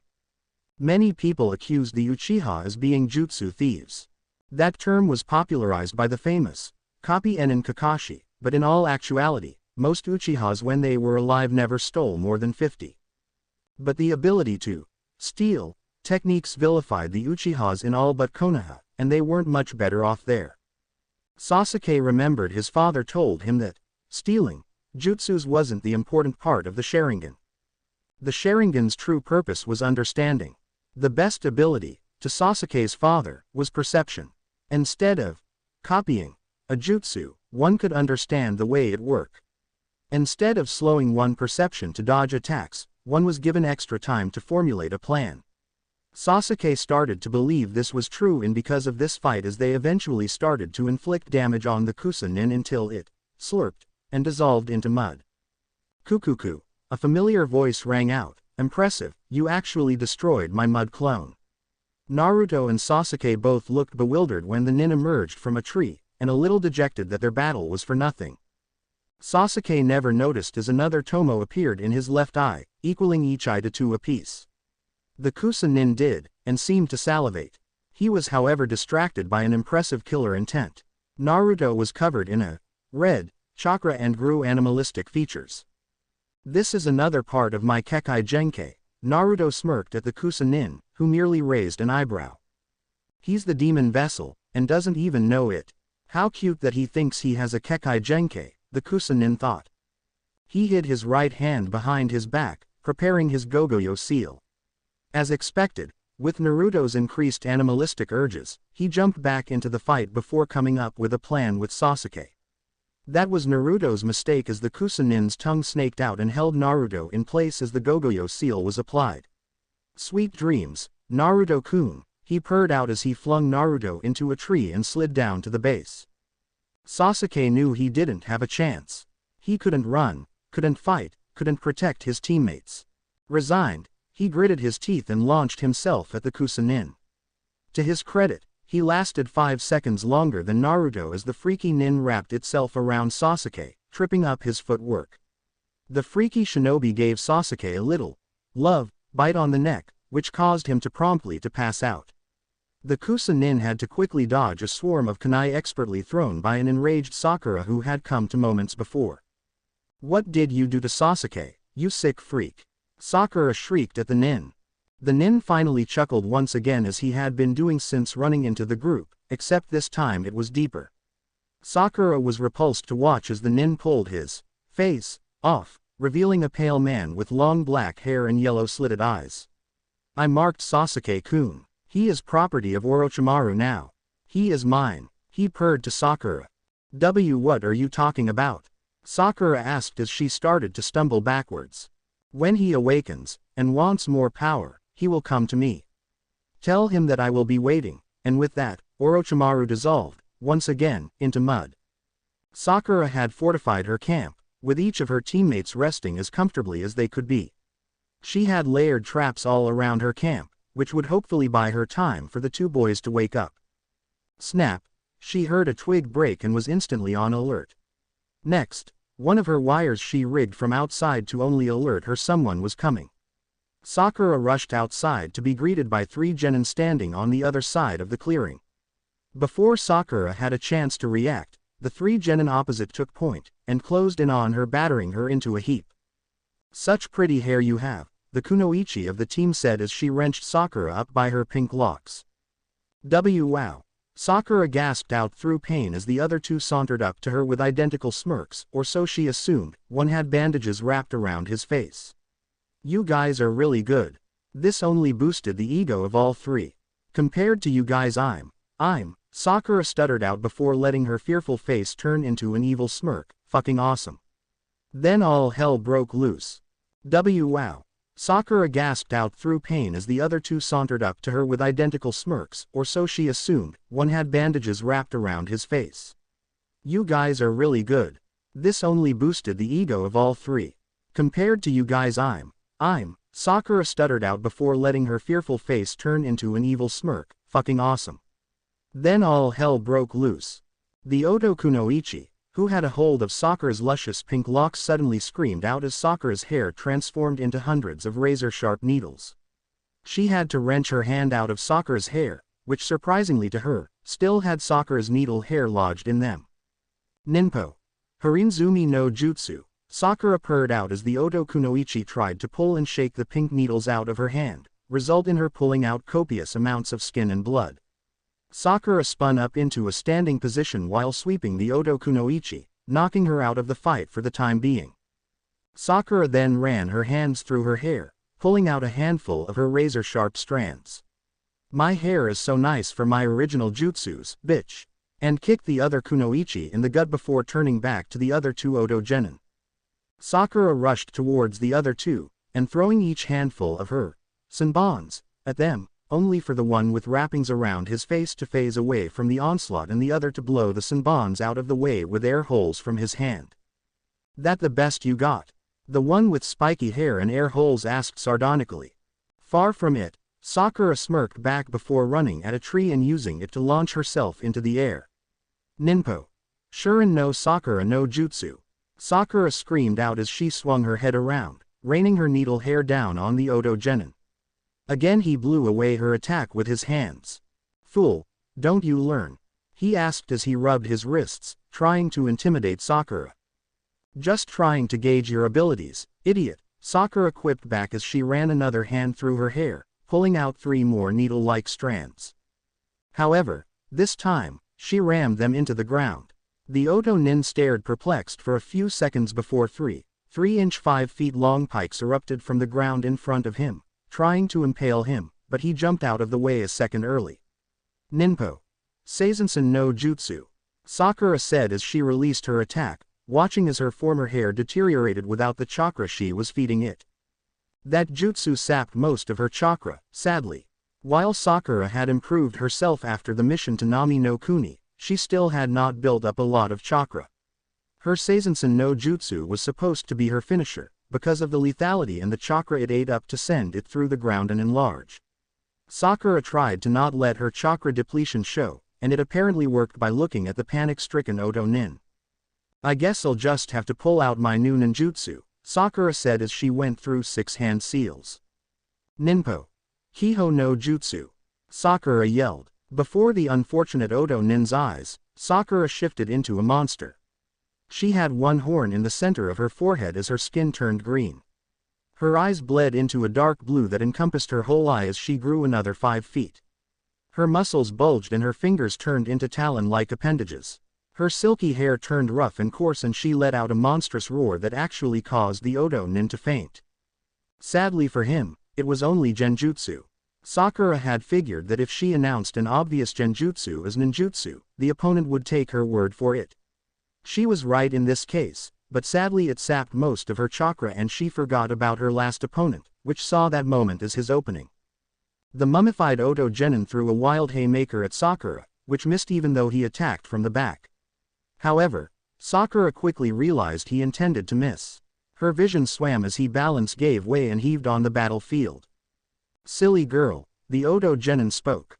One should always mind their surroundings and opponents, he began before a bellowing voice screamed, Konoha Senpu. Sakura was unable to see her savior, but recognized the voice as her fellow Konoha Genin, Rock Lee. What she didn't see was Lee giving the Oto Genin a kick to the bottom of his jaw, launching him into the air. Lee followed closely behind as his voice rang out through the clearing, Omid Renge. Lee's bandages wrapped around the Oto Genin as gravity took effect and they both spun towards the ground. The impact was massive. A 20-foot crater emerged from ground zero and only a dizzy and slightly injured Lee emerged from the rubble.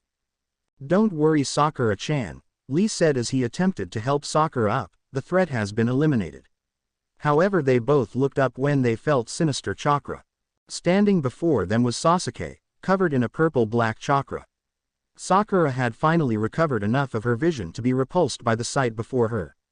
Sasuke was covered in purplish-black flame markings all over his skin as he shared a deadly stare with both Sakura and Lee. Did you two do this? He asked in a deep, almost evil rasp. The widening of both Sakura and Lee's eyes were all the indication he needed to phase behind both of them and sinisterly whisper, "Fight me." Not today, bright eyes, a chipper voice rang out through the clearing. Behind Sasuke was Naruto, not looking any worse for wear. His clothes were obviously dirty and ripped, but his face held a familiar foxy smile that both Sakura and Lee could both hear. Naruto reached a hand out to the surprised Sasuke as he pinched a nerve along Sasuke's collarbone, knocking him out. Sasuke had awoken a couple hours later, not remembering that he had challenged a fellow Konoha shinobi and his teammate to a fight. Naruto tried to take command back of his team, but the funky thing the androgynous shinobi put on him had been messing with him. Naruto had flashes of stomach cramps, nausea, and couldn't control his mood, plus his chakra control, what he worked so hard for, had completely gone to crap. After 2 hours of his whining, Sakura made a comment that shut Naruto up for the time being. She said it sounded like Naruto was on his first period. Luckily for Team 7, they ran into another helpful Konoha shinobi, the goofy kid a few years older than them who had the nin info cards. Naruto was glad to find out that he was an accomplished medic nin and had him look at his stomach. After a few seconds of humming, Kabuto, the medic nin's name, said that the seal messed with his charka coils in his hara region and that, by consequence, slightly rearranged some organs.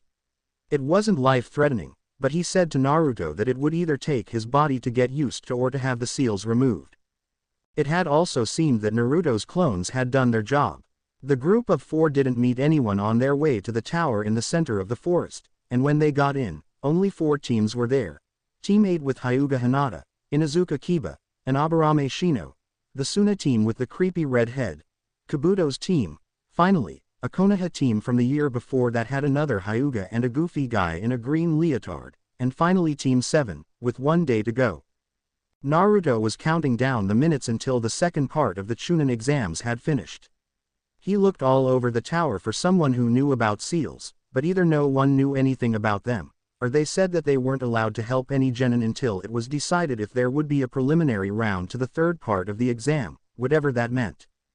As Naruto hobbled around, clutching his aching stomach, he never noticed that he walked by the entrance to the tower from the forest. His only warning he was in danger was a loud shout of, "Baka!"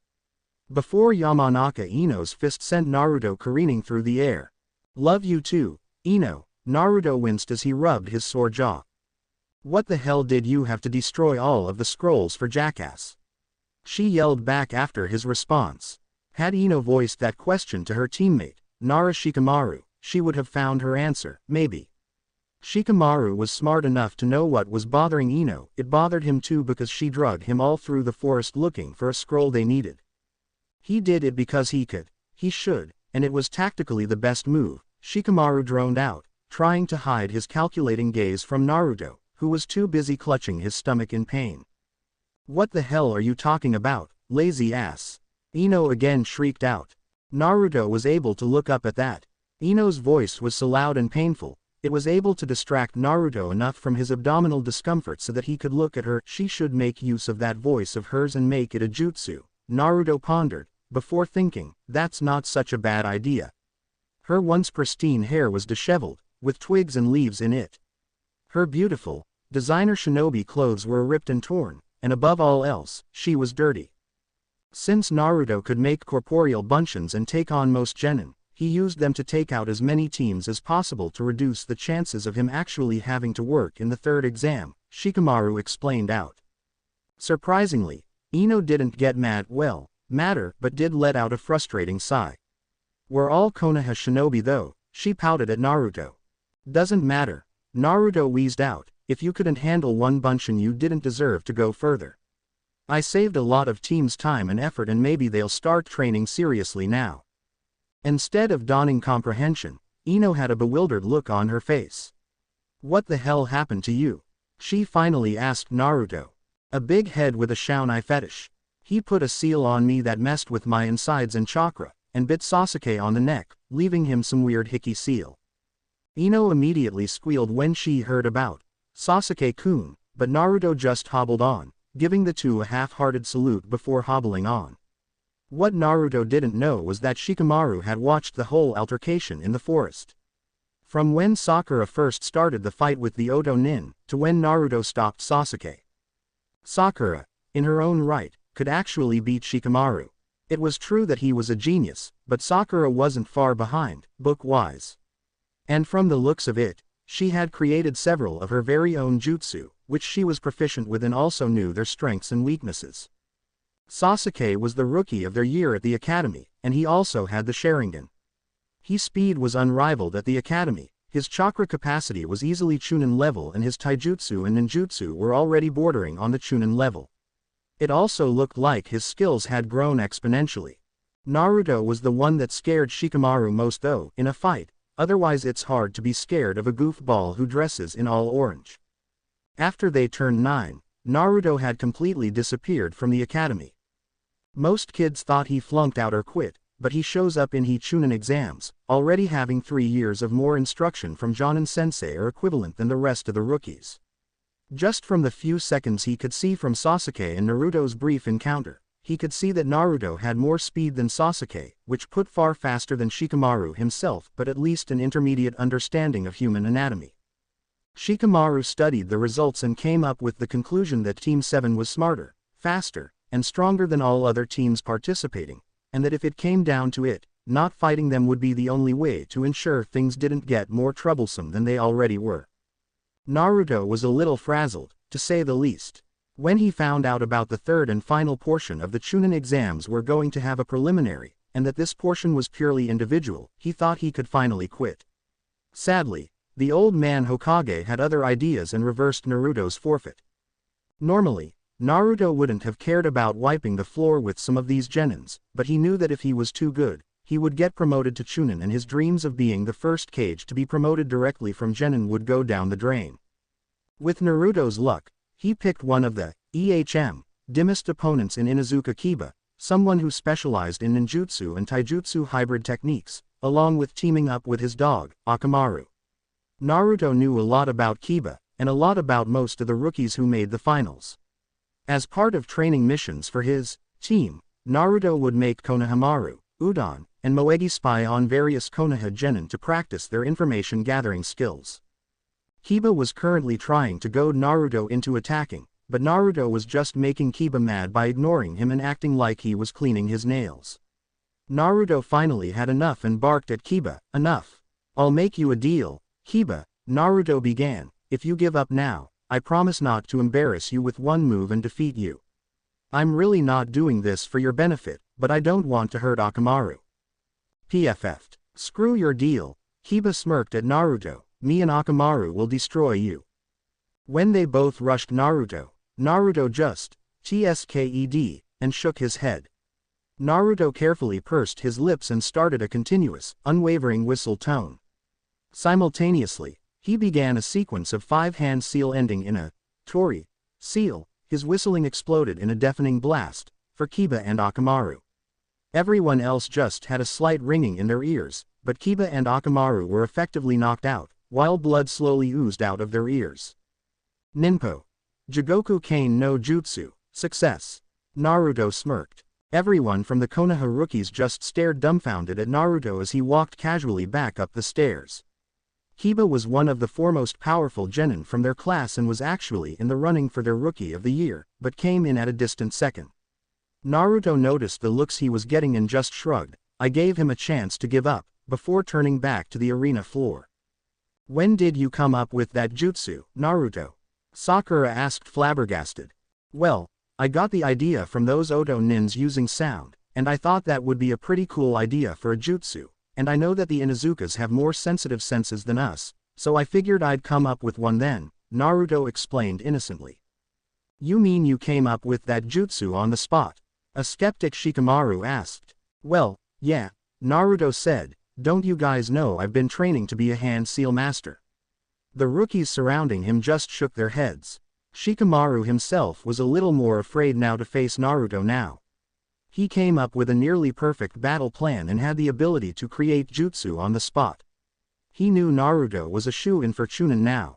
Naruto was only in the second fight. Sasuke luckily got to go first and just eked out a win over a guy who could suck chakra from his opponents.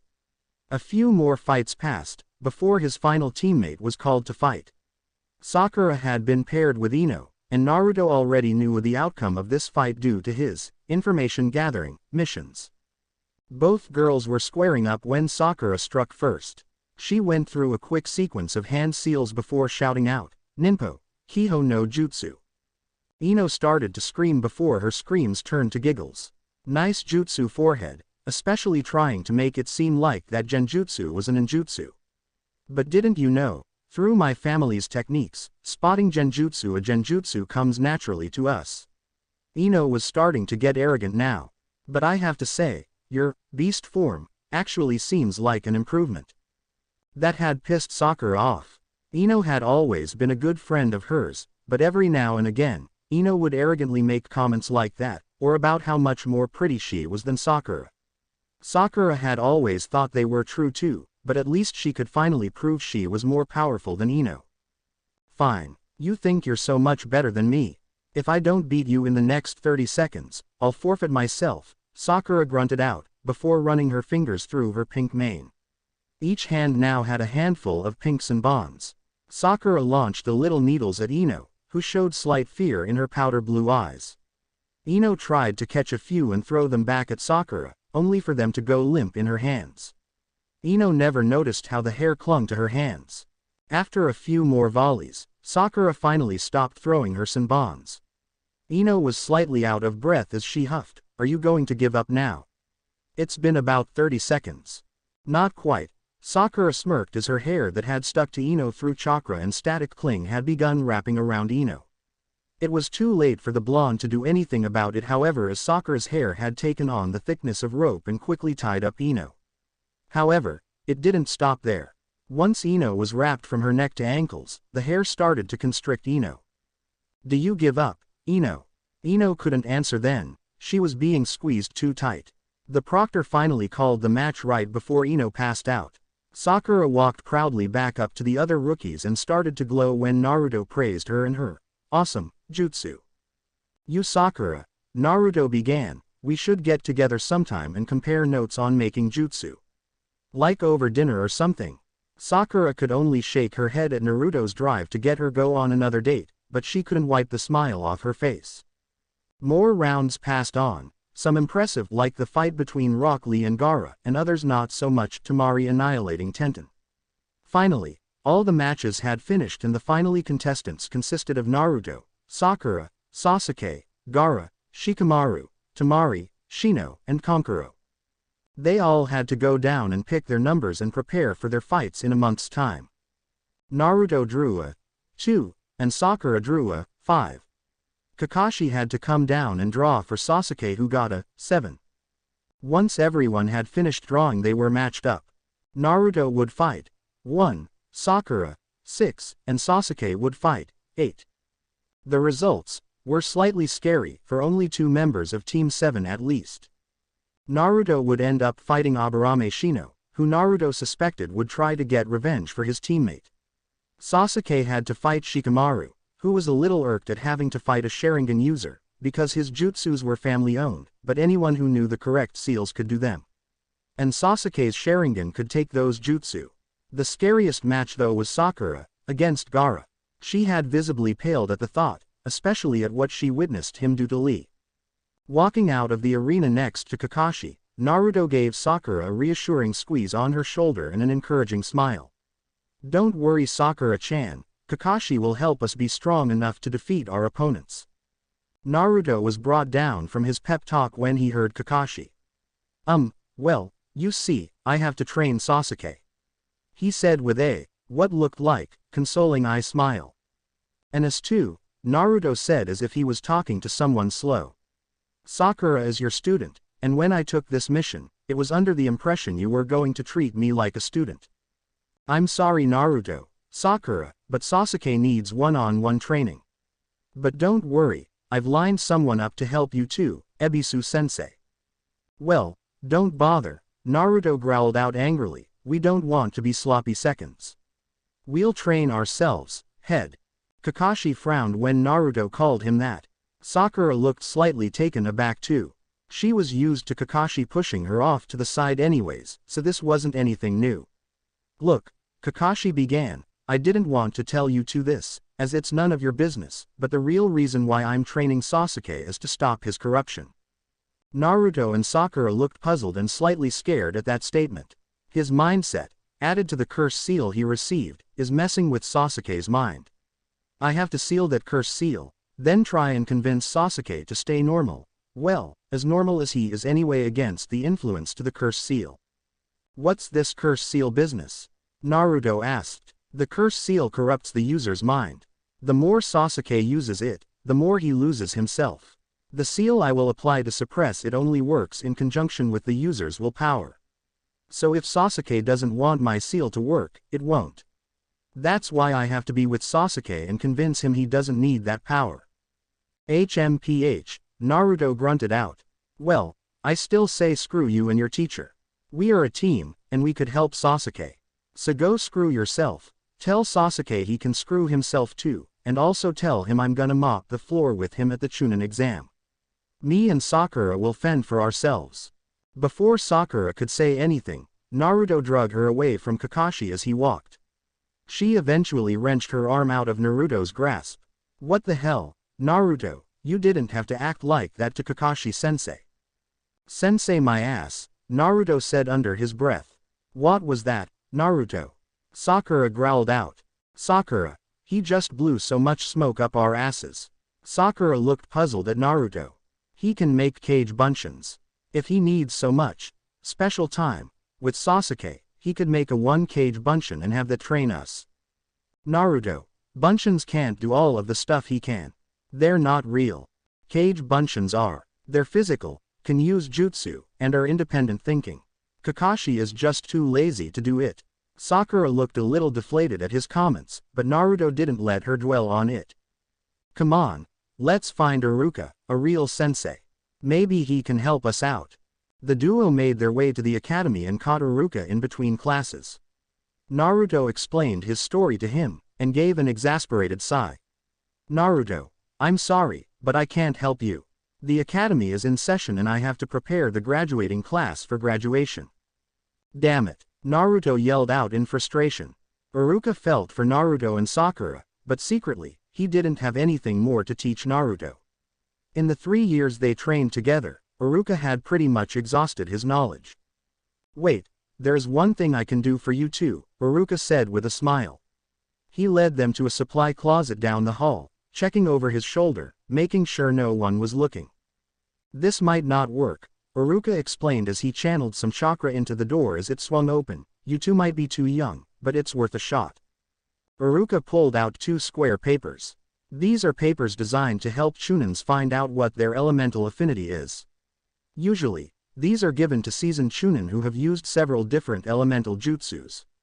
What it does is let you know what your natural affinities are. Here, he said, handing each a piece of paper, channeling some chakra into the paper. Sakura went first, but nothing happened. Sakura looked crestfallen, but Iruka patted her on the shoulder. Don't worry Sakura, you might be too young. Otherwise, being neutral is just as good as having an affinity. It means you can use all elements equally well.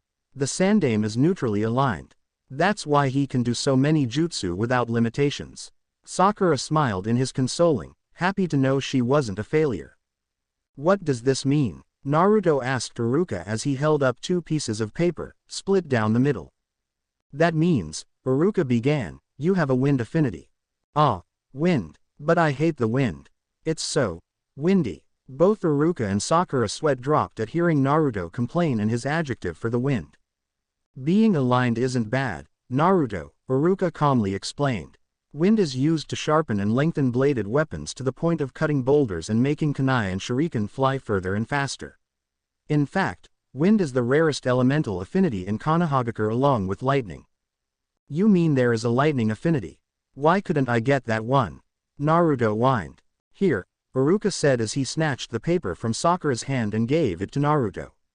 Use your left hand this time, that will let us know if you have a secondary affinity.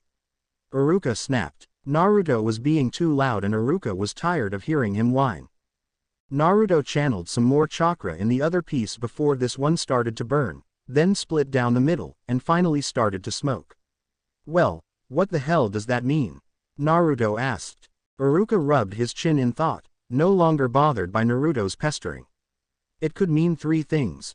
First, you're still too young to have a second affinity, but fire is starting to appear. Or it could mean that your wind affinity is so strong, it is also part of your second affinity. The third, and most unlikely, is that you might have an elemental hybrid, a bloodline in other words, combining fire and wind into what might be smoke. Smoke, Naruto and Sakura said at the same time. Iruka just shrugged his shoulders as the bell for the next chimed in the background.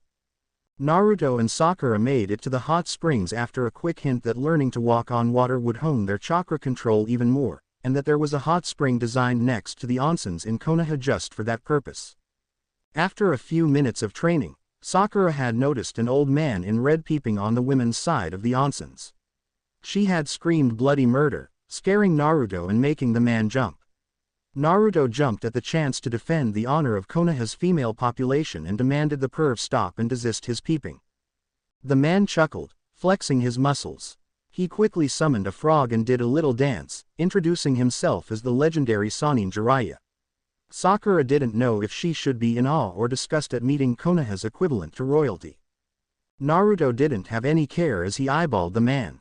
Nodding to himself, he summoned 2 cage bunshins, already hanged into his Oiroku no Jutsu.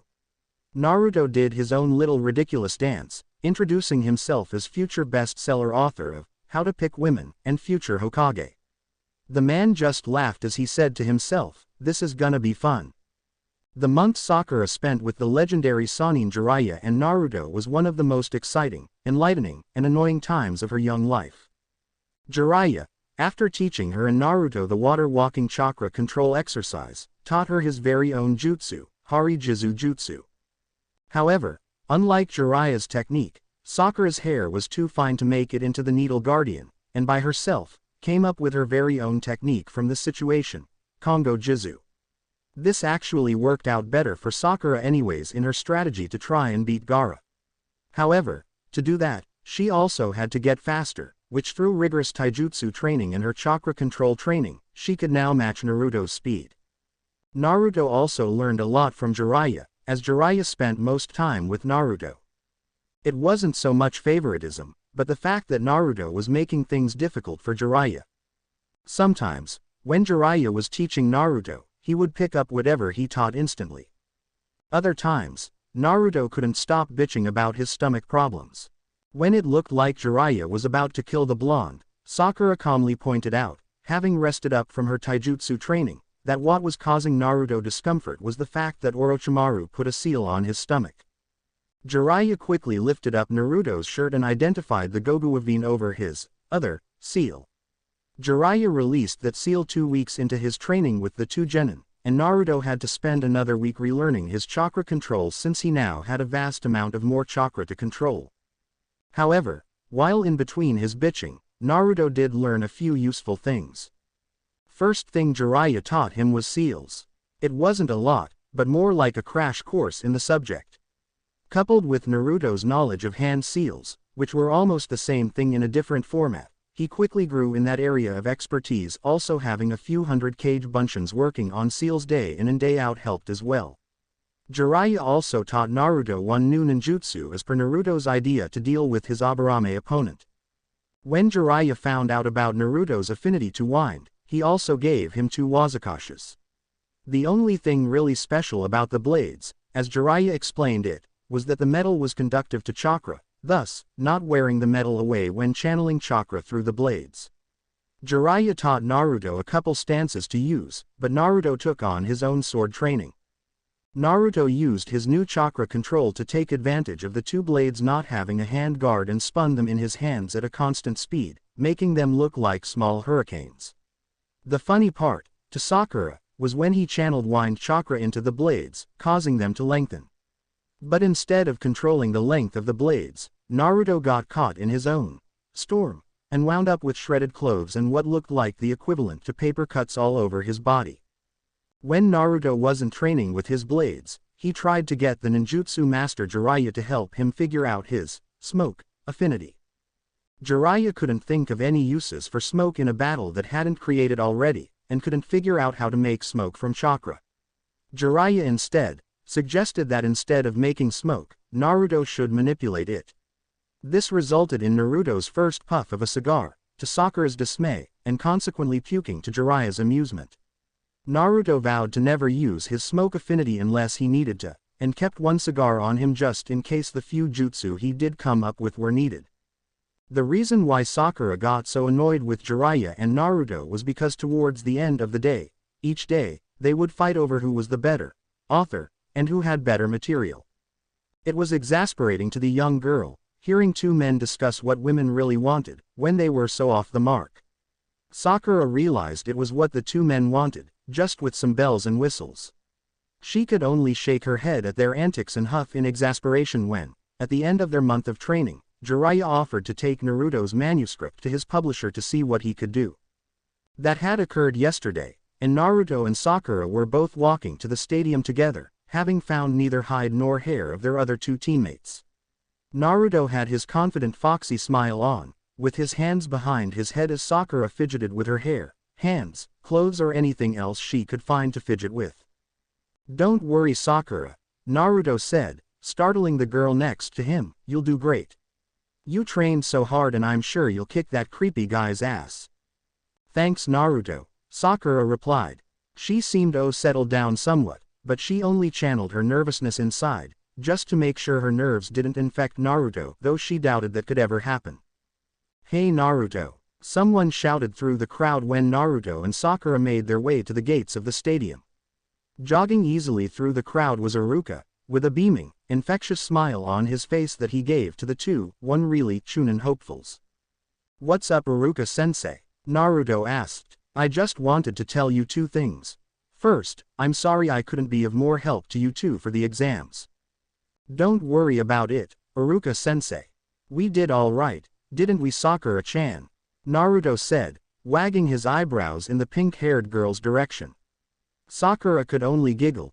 Yeah, I guess training with a Sannin for a month was pretty alright. Good, I'm glad, Iruka said with a grin. The thing I wanted to tell you, Naruto, was, well, it was supposed to be a surprise for when you get promoted, but I couldn't wait. Iruka said, like a girl who just got a juicy piece of gossip and was rocking on both feet waiting to let it out. Spit it out, man. Naruto said, getting excited himself. Iruka rarely got excited, if ever.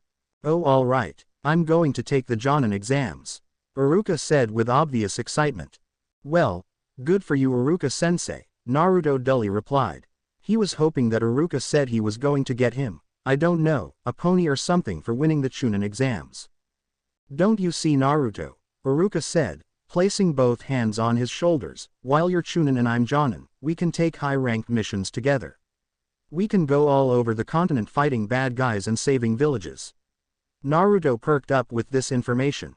That did sound like a lot of fun. Even if Naruto didn't pass on to Chunin, since Iruka would finally be Jonin, he could have an apprentice and Naruto could have an official sensei. Yeah, Naruto said, as it looked like he was mentally visualizing his missions, I like that. Iruka wished both students luck, and with a giddy fervor, found a spot in the stands. Sakura was slightly jealous that she didn't have a relationship like that with her sensei. She learned more from Jiraiya in 1 month than Kakashi in 6. But she realized that it was better that way. Kakashi was a pervert and she wouldn't be strong like she was now. Also, would she, someone from a common civilian background, have gotten a chance to train with a legendary Sannin if Kakashi cared? Sakura's thoughts were cut off when the booming voice of the Sandaime Hokage cut through, silencing the crowd and her internal thoughts. The Hokage made a grand speech about different village relationships and goodwill despite the fact that only 2 villages, one highly over the other, were participating. The crowd cheered, and after that, a Jonin chewing on a senbon arrived and called, would Aburame Shino and Uzumaki Naruto make their way to the arena? Crap, Sakura thought as the butterflies in her stomach reached their maximum, this is really happening, now, and she looked up, straight into the intimidating eyes of her opponent's decidedly malicious ones, Sabaku no Gaara. Naruto was starting to get antsy and excited. He loved to battle, and was hoping that the kids he would be fighting would help determine how much he had grown. His basic strategy for each opponent he would face was simple, one-hit knockouts. Sure, that would be tough with some of the competitors, but the less he showed, the less chance he had for promotion. Then again, knowing thy enemy too well would result in a promotion. It was hard, walking the line. The referee announced, Hajime, only for the 2 genin to stare at each other. Surprisingly, it was Shino who spoke. I look forward to what strategy you have devised for me, Uzumaki-san, but your transgression against my teammate will have to be avenged. The Aburame finished as a mass of kikai swarmed out of his sleeves. Does your throat hurt? 'Cause that's the most I've heard you say, ever. Naruto taunted as he went into hand seals, Sweden, Mizwame Nabara no Jutsu. Sweet, sticky syrup coated the arena floor in a matter of seconds. Naruto calmly hopped up onto the surface, using his water-walking ability to not stick to the surface. Shino wasn't as adept, but clung to the arena wall, not knowing how to water walk. Thing that irked Shino most was that instead of his kikai seeking out the Uzumaki, they dived into the syrup, getting stuck and fat at the same time. If it's one thing I've learned from not cleaning my apartment, Naruto began in his self-important style, is that bugs love the sweet stuff. If you forfeit now, I'll dispel the technique and your bugs will be perfectly fine, just fatter. Naruto finished smirking. Impressive, Uzumaki-san, Shino said, pushing up his sunglasses, but they're not bugs, they're kikai, and they're not my only hive. Shino once again extended his arms, having another, albeit smaller, swarm come out. These kikai are meat eaters. They have no need for the sweet stuff. And sure enough, the small cloud of kikai began to swarm Naruto. Shit, Naruto cursed to himself and unsheathed his sword so fast that it provided a gust of wind to blow back the kikai. However, after the gust ended, the Kikai regrouped and went again for Naruto. Fudden. Senbuu no Jutsu. Naruto yelled out, with each sword spinning in his hand, creating an almost horizontal tornado, scattering the bugs. After 30 seconds, though, the spinning was causing Naruto's hands to chafe and he had to stop, with only the bugs regrouping again. Damn it, Naruto yelled in frustration. Know this, Aburame, you made me do this. And Naruto took out his cigar. Some of the females let out indignant protests at a 12-year-old getting ready to light up. Kiba, surprisingly, let out a whoop for Naruto and his ballsy move, with the Sandaime rubbed his forehead at the move. No doubt, after this was all over, he would be blamed for it, always smoking his pipe around impressionable young minds. Naruto stuck one finger in the air as it ignited in flames, best thing for smokers with a fire affinity. Naruto lit the cigar, only to double over a puke to the amusement of the crowd and boisterous laughing of the Inuzukas. Naruto got back up, looking more pale as he wiped his mouth with his sleeve. He also heard someone shout, "Hey dumb ass, don't inhale," only causing the crowd to chuckle more. Naruto only grit his teeth while holding the cigar in his mouth, going through some seals, Enkaten, Endoku. The cloud of smoke surrounding Naruto surrounded him in a translucent fog. "Let's see your bugs get through this," Naruto yelled as he began to run for Shino. Shino raised an eyebrow as his Kikai refused to get close to Naruto through his fog. Shino tried to replace himself with a Mushi no Bunshin, but that clone refused to engage Naruto. Shino had no choice but to engage Naruto himself. Naruto was lightning quick, Shino realized, and only 80% of the time was able to try and strike Naruto. His taijutsu seemed to anticipate Shino's move, thus countering the move before it even happened. When Shino did get a punch or kick off, Naruto seemed to bend around it, in an almost inhuman way. The taijutsu match didn't last long before Naruto connected and knocked out Shino. Winner. Uzumaki Naruto. The crowd cheered and laughed, happy that Naruto won. It did seem only fair, since he did puke in front of nearly 1,000 people. "Ew. Naruto, you stink," Sakura said, holding her nose with one hand and trying to wave the air out with the other. "Har-dee, har-har," Naruto said sarcastically. He was a little miffed that he embarrassed himself in front of potential clients, the Hokage, and the citizens of Konoha. The next match, between two of the three Suna siblings, was less that impressive. The puppet master gave up as he sparred his sister several times before and knew who would win. Sadly, that made Sakura's match next. "Good luck, Sakura. I know you'll kick his ass," Naruto said, giving her 2 thumbs up. Sakura shakily made her way down the stairs. She could hear the rumbling of the crowd on the other side of concrete. She emerged from the stairwell, walking as slowly as possible, trying to prolong the start of the match for anything to happen. Sadly, she stood 30 yards away for the detached, murderous gaze of Gaara. Sakura heard a muffled, "Kick his ass," from Naruto before the ref sliced his hand through the air yelling, "Hajime. Justify my existence, Haruno-san," drawled out the emotionless Gaara as he sent a wave of sand towards Sakura. Sakura had planned on this, she had planned out the whole match for her to win during her month of training. Sakura was quickly caught in Gaara's sand before she shouted, "Ninpo, Kongo Jizu." She was covered by her hair that was as hard as a diamond as Gaara's sand quickly covered her up. "Your time ends now," Gaara drawled out. Before he could finish his technique, a muffled, "Ninpo, Daiharinazumi no Jutsu," was heard as Sakura's Kongo Jizu exploded outwards in thick needles, removing the sand from her person. She then used her newfound speed to keep a distance from Gaara before swinging her head in a circular fashion, launching volleys of Senbon at Gaara. Little puffs of sand exploded upwards, blocking the majority of the Senbon. However, Sakura kept her assault up, discreetly drawing 3 of her hairs out, and thrusting her fist into the ground. "Ninpo. Seizensen no Jutsu," Sakura shouted as 3 pink pike-like hairs emerged from the ground in front of Gaara, trying to stab him, forcing Gaara into his circular shield. "Perfect," Sakura thought to herself. She ran around the wall of the arena once, building up momentum before launching herself high into the air. Sakura was as high as the topmost seats in the arena before she once again activated her Kongo Jizu. This time, everyone was able to notice the sharp point of her hair at the bottom of her feet. Sakura started to spin, causing the now upside-down pink teardrop shape to spin.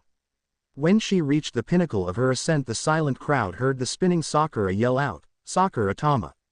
before speeding down towards Gaara's sphere. Sadly, Sakura was moving so fast, she never took into account of a sand eye above the shell. Sakura breached Gaara's shield, going so far as waist-deep into the shield. Sakura was able to tell that, while slightly breaking the shield, she had missed Gaara by inches. However, she had made plans in case that had happened and shouted, "Ninpo, Daiharinazumi no Jutsu." For the second time in 5 minutes, Sakura exploded once again in thick pink needles, destroying Gaara's shield. Sakura jumped away from the dust her jutsu caused. Once the cloud had settled, Gaara emerged, with a maniacal laugh, cracks all over his body, and some blood trickling from various points from his body. "Mother wants your blood," Gaara said crazily as he sent his sand again towards Sakura. "I forfeit," Sakura yelled out. That was her plan and it failed. She had no other jutsu to breach Gaara's ultimate defense and wouldn't be able to think of one for a while. Gaara's sand froze 3 feet from Sakura for a second, before continuing on towards his target. She forfeited, the referee said, cutting off the sand's attack. "Cease your attack or you will be disqualified." "Then disqualify me," Gaara drawled out, send sand at both Sakura and the proctor. The cage quickly gave a quick nod to a Konoha Anbu unit stationed in the stadium. Immediately after, most people started to fall asleep. Ninja with Suna and Odo jumped over the stadium wall into the arena and emerged from the civilian population, slitting the throats of sleeping Konoha nin and engaging with Konoha shinobi trying to retaliate back. Naruto watched as the Sand siblings went down to the arena floor, dragging Gaara out into the forest surrounding Konoha. Naruto quickly left the competitor's booth, searching for Iruka and killing enemy shinobi when he came across them. Naruto saw Iruka fighting 5 enemy nin and ran over to help. "Hey Iruka-sensei!" Naruto yelled out, kicking an enemy nin through a wall. Iruka turned around and gave a big smile to Naruto, despite being covered in blood. "Hey Naruto! Just like we imagined, eh?" Iruka laughed. Naruto did too, but stopped when he felt something wet and sticky on his face. He opened his eyes, noticing that there was a sword sticking out of Iruka's chest. "What?" Iruka asked as his eyes had the light fading out of them. "What?" he asked again. Naruto watched in horror as Iruka started to fall limp. However, as if his body was remembering the moves it was forced to learn, a kunai whipped out behind Iruka, disemboweling Iruka's attacker, killing him. Iruka then cut down the other 5 nins surrounding him, before falling on his stomach. Naruto, what's going on? What happened?" Iruka asked before his head fell, never to raise again. "No," Naruto yelled as more Odo nin made it to the scene. Naruto instinctively observed his enemies and their movements, before having his hands blur into seals. Naruto finished on an unfamiliar seal, both hands forming a circle over his midsection. Naruto erupted into a cloud of red, murderous chakra as he growled out, "Akujinjutsu, Sweden, Iruka no Kataki no Jutsu." "Akujinjutsu.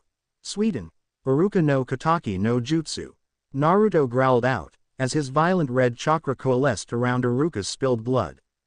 Iruka's blood bubbled, as if were being boiled, until it took the shape of a horse-sized, rabid dolphin. The bloody red dolphin snapped its beak a couple of times before lunging at the closest, awestruck Odo nin. The dolphin squeezed itself into the gaping maw of the nin, drowning him in blood before exploding out from his chest. Another dolphin arose out of that nin's body. Each dolphin subsequently drowned and exploded out of fear-stricken Odo nins. Kakashi had finally made his way to where Naruto was standing, feeling Naruto's rage and palpable killing intent. Before Kakashi could contemplate if Naruto's demon had taken over the young boy, the stadium shook as a massive brown tanuki had emerged a mile into Konoha's dense forest. "Naruto!" Kakashi barked, "Stop that monster!" Before Kakashi could blink, Naruto was off. Doubts about whether Naruto was in control or not faded as Naruto followed orders. As Kakashi examined the damage Naruto had inflicted upon the unsuspecting Odo nins, his gaze stopped on a fallen Konoha shinobi, with a katana wound going through their back. Further examining showed Kakashi Naruto's source for his rage. Naruto's lifelong sensei and surrogate older brother had fallen victim to the Oto invasion. Meanwhile, Naruto seemed to be unconsciously controlling his troop of dolphins. They randomly searched out Suna and Oto nins during his trek to the brown behemoth just outside Konoha's walls, increasing their numbers exponentially. By the time Naruto reached the Tanuki, it was on the verge of breaching Konoha's walls. Naruto was surrounded by roughly 200 bloody dolphins at this point, each seemingly foaming at their beaks for an unquenchable revenge. Naruto's brain could not think of any plan of attack, it was running on pure muscle memory and instincts. Naruto had felt something peculiar though, as a massive sandy paw crushed part of Konoha's outer wall. The beast itself was drenched in blood. "The blood of your village and you will be mine," exclaimed a sadistic voice atop the beast's head, showing Naruto a spot of red at the very height of the Tanuki. "Fool," Naruto growled out, but was still loud enough for the insane Sunanin to hear. "You are at a disadvantage, your blood will be mine." Naruto finished off, flashing through hand seals. Akugenjutsu. Sweden. Daiuruka no Kataki no Jutsu.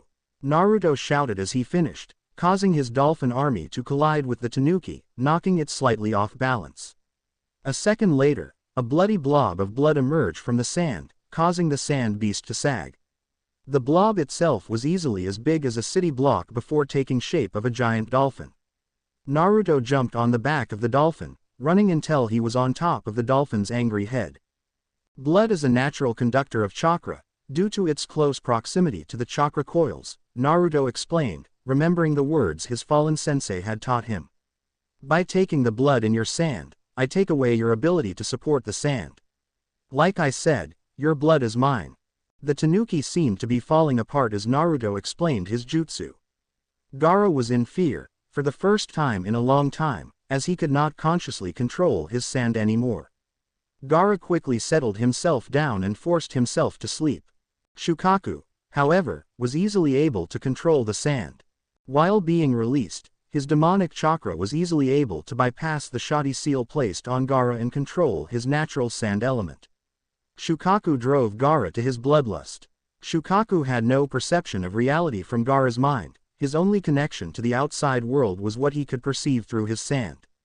Thus, he drove Gaara to killing or lashing out with his sand at odd intervals, hoping to snare a passerby and add blood to the sand he controlled. "I'm free, baby," Shukaku yelled in insane joy. By this point, the sand that had been falling off the giant Tanuki had reversed itself and attached itself back onto the sand behemoth. At this time, Naruto's rage was abating, but his grief was starting to emerge. This only affected his fight because it allowed him to think more rationally after his rage-induced mind had cleared a little. "I took away the source of his chakra, how is he able to still maintain it?" Naruto thought to himself. Naruto examined the creature before him more. His movements are more erratic now, less controlled than before. It looks like he's asleep too. He must have a Kekkei Genkai or something that lets him control sand on an unconscious level. I have to wake him up. With his conclusion, Naruto tried to guide his dolphin within range of the red-haired boy, but the Tanuki would launch wind blasts at him to keep him at bay. Enough of this, Naruto thought as the dolphin finally got close enough that it morphed into a more snake-like shape and constricted the Tanuki, luckily placing him within yards of the red head. "Got you now," Naruto yelled out as he rushed the boy, dodging sand spikes along the way. "Wake up," Naruto yelled again as his punch landed squarely on the redhead's jaw, arousing him from his dangerous slumber. Both the Tanuki and dolphin started to crumble or dissipate once the hit landed, as both monstrosities lost their chakra source. Gaara groggily moved to a tree to help himself stay upright while Naruto was suffering from chakra exhaustion and burns over his body through extended use of his jutsu's red chakra. "Are you going to kill me now?" Gaara asked in what appeared to be a childlike innocence to Naruto. "Do you deserve to be killed?" Naruto asked, his question coming out in wheezes. "Yes," Gaara answered in what seemed to be more of a question. Gaara's eyes showed more emotion than he felt since Yoshimaru's betrayal. However, before any boy could act, a girl with 4 blonde pigtails jumped into the sandy clearing, taking a protective stance in front of the redhead. "You'll have to go through me if you want to get to me, brother," she said with steel in her voice. "Tamari?" Gaara asked amazed. He would have never guessed his older sister would come to his rescue. She gave him a comforting smile to her younger brother, before turning a steely gaze to Naruto. I had no intention of killing him, Naruto explained. His eyes were getting heavier as he spoke. I just wanted to stop him before he hurt anyone from my village, and passed into darkness. Naruto awoke an hour later, with Sasuke and Sakura watching over him. He hadn't moved far from his original spot where he passed out. He was now leaned up against a tree to support his upper body. What happened? Naruto asked, rubbing the sleep from his eyes. Sakura and Sasuke looked dubiously between themselves before Sasuke answered. We happened upon you right when you passed out. Those things were insane, Sasuke exclaimed. What did you do to Gaara? Sakura asked with a little more tact than Sasuke, who was still shaking his head, trying to comprehend the scale of the battle. What do you mean? Naruto asked as he tried to get up. His whole body, while not in pain, was incredibly stiff. When Sasuke-kun and I found you, we heard Gaara beg his sister not to kill you. He called you his master, or sensei, or something, Sakura said, looking on with concern as Naruto tried to work the kinks out of his back. Naruto continued to fidget, trying to get his natural mobility back while also trying to figure out what Gaara meant. Naruto didn't think he taught Gaara anything or showed him anything, but nonetheless, was still thankful he pleaded for his life. I don't know, Naruto started after a long pause. I didn't do anything except beat him. I guess he just realized you don't have to kill people to be happy, since I spared his. All three genin looked into themselves, trying to think if they could have turned into Gaara, needing to be saved and have their own lives spared to save them from the brink of insanity. For two of the genin, it was a definite possibility. Rain fell from the sky like the tears from Naruto's eyes. Naruto was sopping wet, his black clothes plastered to his body. He had been there the whole day, at his and Iruka's training grounds. Naruto had made a crude marker for his master's memory. Iruka, like every other Konoha nin that died only a few days ago, had their bodies cremated to prevent rival villages from exhuming the bodies and learning the secrets of the Konoha nin. Also like those nin, Iruka's name was carved into the memorial stone, just like his parents. However, Naruto didn't want to be there. Everyone was there honoring the Sandaime Hokage, who also fell that day. Naruto had only wanted it to be him and Iruka, his brother, his father. He would pay the Sandaime a visit some other day. Thought you might be here, a gruff, familiar voice said to Naruto. Naruto turned around to see Jiraiya standing a few yards from him. You know the Sandaime's funeral let out 4 hours ago, right? Jiraiya asked. Naruto only looked on with emotionless eyes before going back to his and Iruka's marker. It's not fair, is it? Losing the ones you love, respect, admire, Jiraiya continued on with a distant voice. I was in love once. A beautiful girl, smart, powerful. Always put me in my place, you know. One day though, Jiraiya said while choking up a little, she got ambushed by some AIM nins. She took her fair amount down with her, but she died that day, in the service of Konoha. It never gets easier, Jiraiya said, voice changing with the subject. You might think that, after time, the pain lessens. It doesn't. Every time, like now, someone close to you dies, it just opens up that old wound and you can't help but think of everyone you have ever loved or respected that has passed on. Naruto, to show courtesy in what he assumed was a rare moment for Jiraiya, observed the man who trained him. He seemed to be looking far off with a wispy smile on his face. Naruto turned back to his marker as Jiraiya continued on, lost in his thoughts. The two remained like that for another hour before Jiraiya broke out of his nostalgia. Tell you what, kid, how about you and me leave the village for a while? Do a little sightseeing, visit some pretty girls, maybe train a little, and look for my old teammate. Why are you looking for your teammate? Naruto questioned in a raspy voice. Well, Konoha needs a Hokage, right? And right now, she's the only one around who is qualified enough to lead the village. That would put a feather in your cap, huh, saying you brought back the Godem Hokage. Naruto sat a few seconds longer. He really should get away from Konoha for a little while. There were just too many painful reminders of him and Iruka, not to mention him and Gigi. Sure, Naruto said as he got up, with just the hint of a ghost of a smile. He would go on for Iruka, and be the best Kage the world had ever known. I'm back biznotches. A lot of people didn't like Iruka dying, but he doesn't play that big of a role after the academy days, which is a shame because he is a stand-up guy in my book. I'm sure his memory in this FIC will play a bigger role than his current live one in the manga. Some things I want to address are that some people thought it was too canon. Why? How? Over 5 people did not fight who they original fought in Hichunin exams. Naruto never went to Wave. He doesn't know about the Kyuubi yet. Also, others were wondering about who the other rookies fought. I don't care who they fought, I skip over crap like that in other fics, don't watch those animes, just who cares? You're focusing on all the wrong things if you're that concerned with arbitrary fights like those. Finally, those concerned with, I guess you'd say, mechanics. I keep chapters between 5,000 words, min-max. I also don't do cliffhangers. All of this I do for the benefit of you all, and me. For you guys, I know I don't update frequently, so shorter chapters help you read through and remember what's going on. Also, I don't want you all to get bogged down with details and such that are meaningless for anything else in the FIC. For me, I don't get paid doing this. I don't have the time to write 50-page chapters because I have to go to work and school, 1 week left then I graduate.